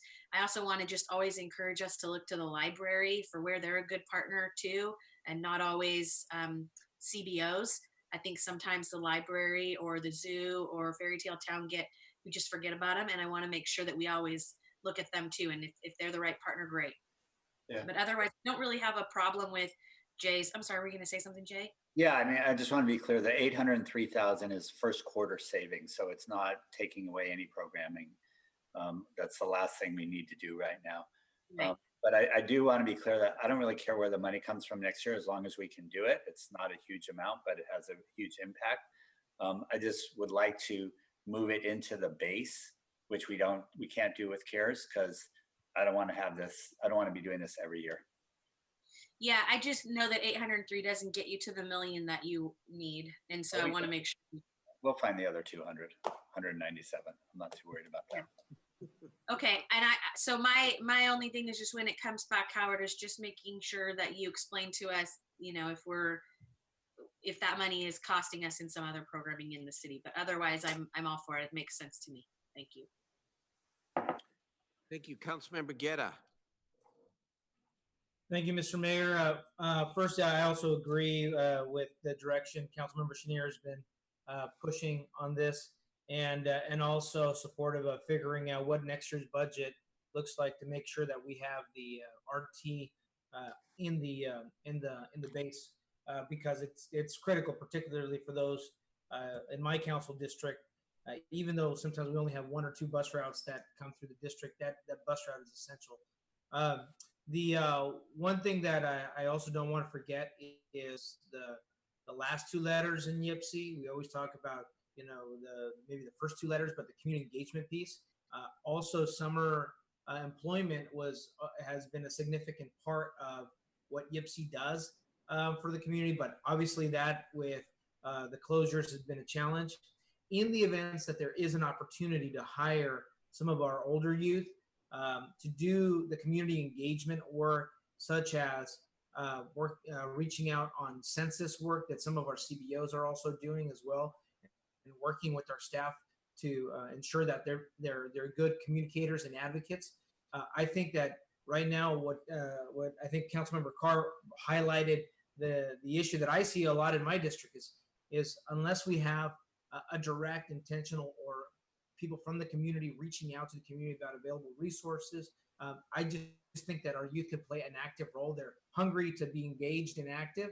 And so there may be opportunities just like the census work. And again, without the census or updating our population numbers, we wouldn't be discussing 88.9 million if we hadn't been able to show that our population had grown. So that's a critical piece. That's all I have. And I appreciate all the work that all our YPC employees are working out there. Thank you, Mario, and thank you, Mr. Mayor. Good. Are there other council members? If not, we take a motion on this, or is it, let's take a motion. Jay, why don't you make the motion? Sure. So I'm going to move that we I want to provide direction to the city manager to locate $1 million to continue funding Free Ride RT. Report back to the council on where the funds are coming from, as long as they don't take away from any programming, and that the funds be considered part of the base when we get to 21-22, so that we don't have to be doing this again. If there are other funds that come out of vacancies, that they be put towards freeing up the MIOPS. Do you need additional money, Steve, or or that the MIOPS for parks be looked at and brought back to the council? Second. And I would say any other funds that are freed up through YPC because of vacancies get reinvested in youth programming. Okay, that's a motion and a second. Please call the roll. Thank you. Councilmember Ashby, Yes. Councilmember Warren, Yes. Councilmember Harris, Aye. Councilmember Hanson, Yes, Madam Clerk. Councilmember Chenier, Yes. Councilmember Guerra, Aye. Councilmember Jennings, Aye. Councilmember Carr, and Mayor Steinberg. Aye.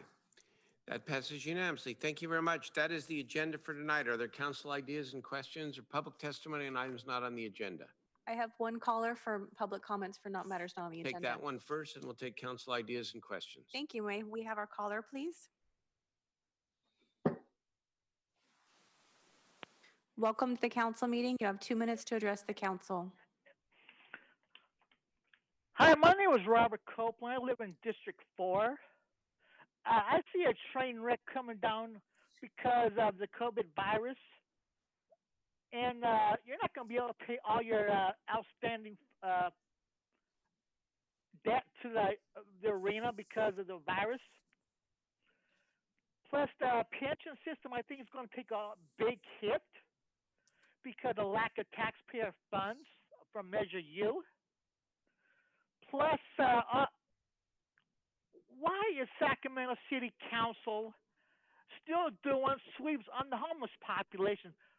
Stop it right now. I belong to the Sacramento Service Not Sweeps Coalition. We want service for the homeless population. We don't want the police anywhere out there. Thank you. Thank you very much, Mr.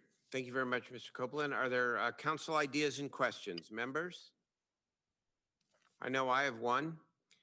As we reopen the city's businesses, we want to always keep in mind the uncertainty that exists for workers who are returning to jobs. The Sacramento Central Labor Council put forward a package of proposals that aim to protect Sacramento workers and consumers, and I want to thank them for doing that. I'd like to ask, again, the city manager and work with my team and the city attorney's office to please vet these proposals, and let's bring them back for recommendations to the city council as part of our COVID response as quickly as possible. Thank you in advance for this. I've looked at them. I think there are a lot of thoughtful proposals in there, and I think it's something we want to all look at very, very seriously. Okay? Thank you. Is there anything else to come before the city council tonight? If not, we are adjourned. Thank you very much.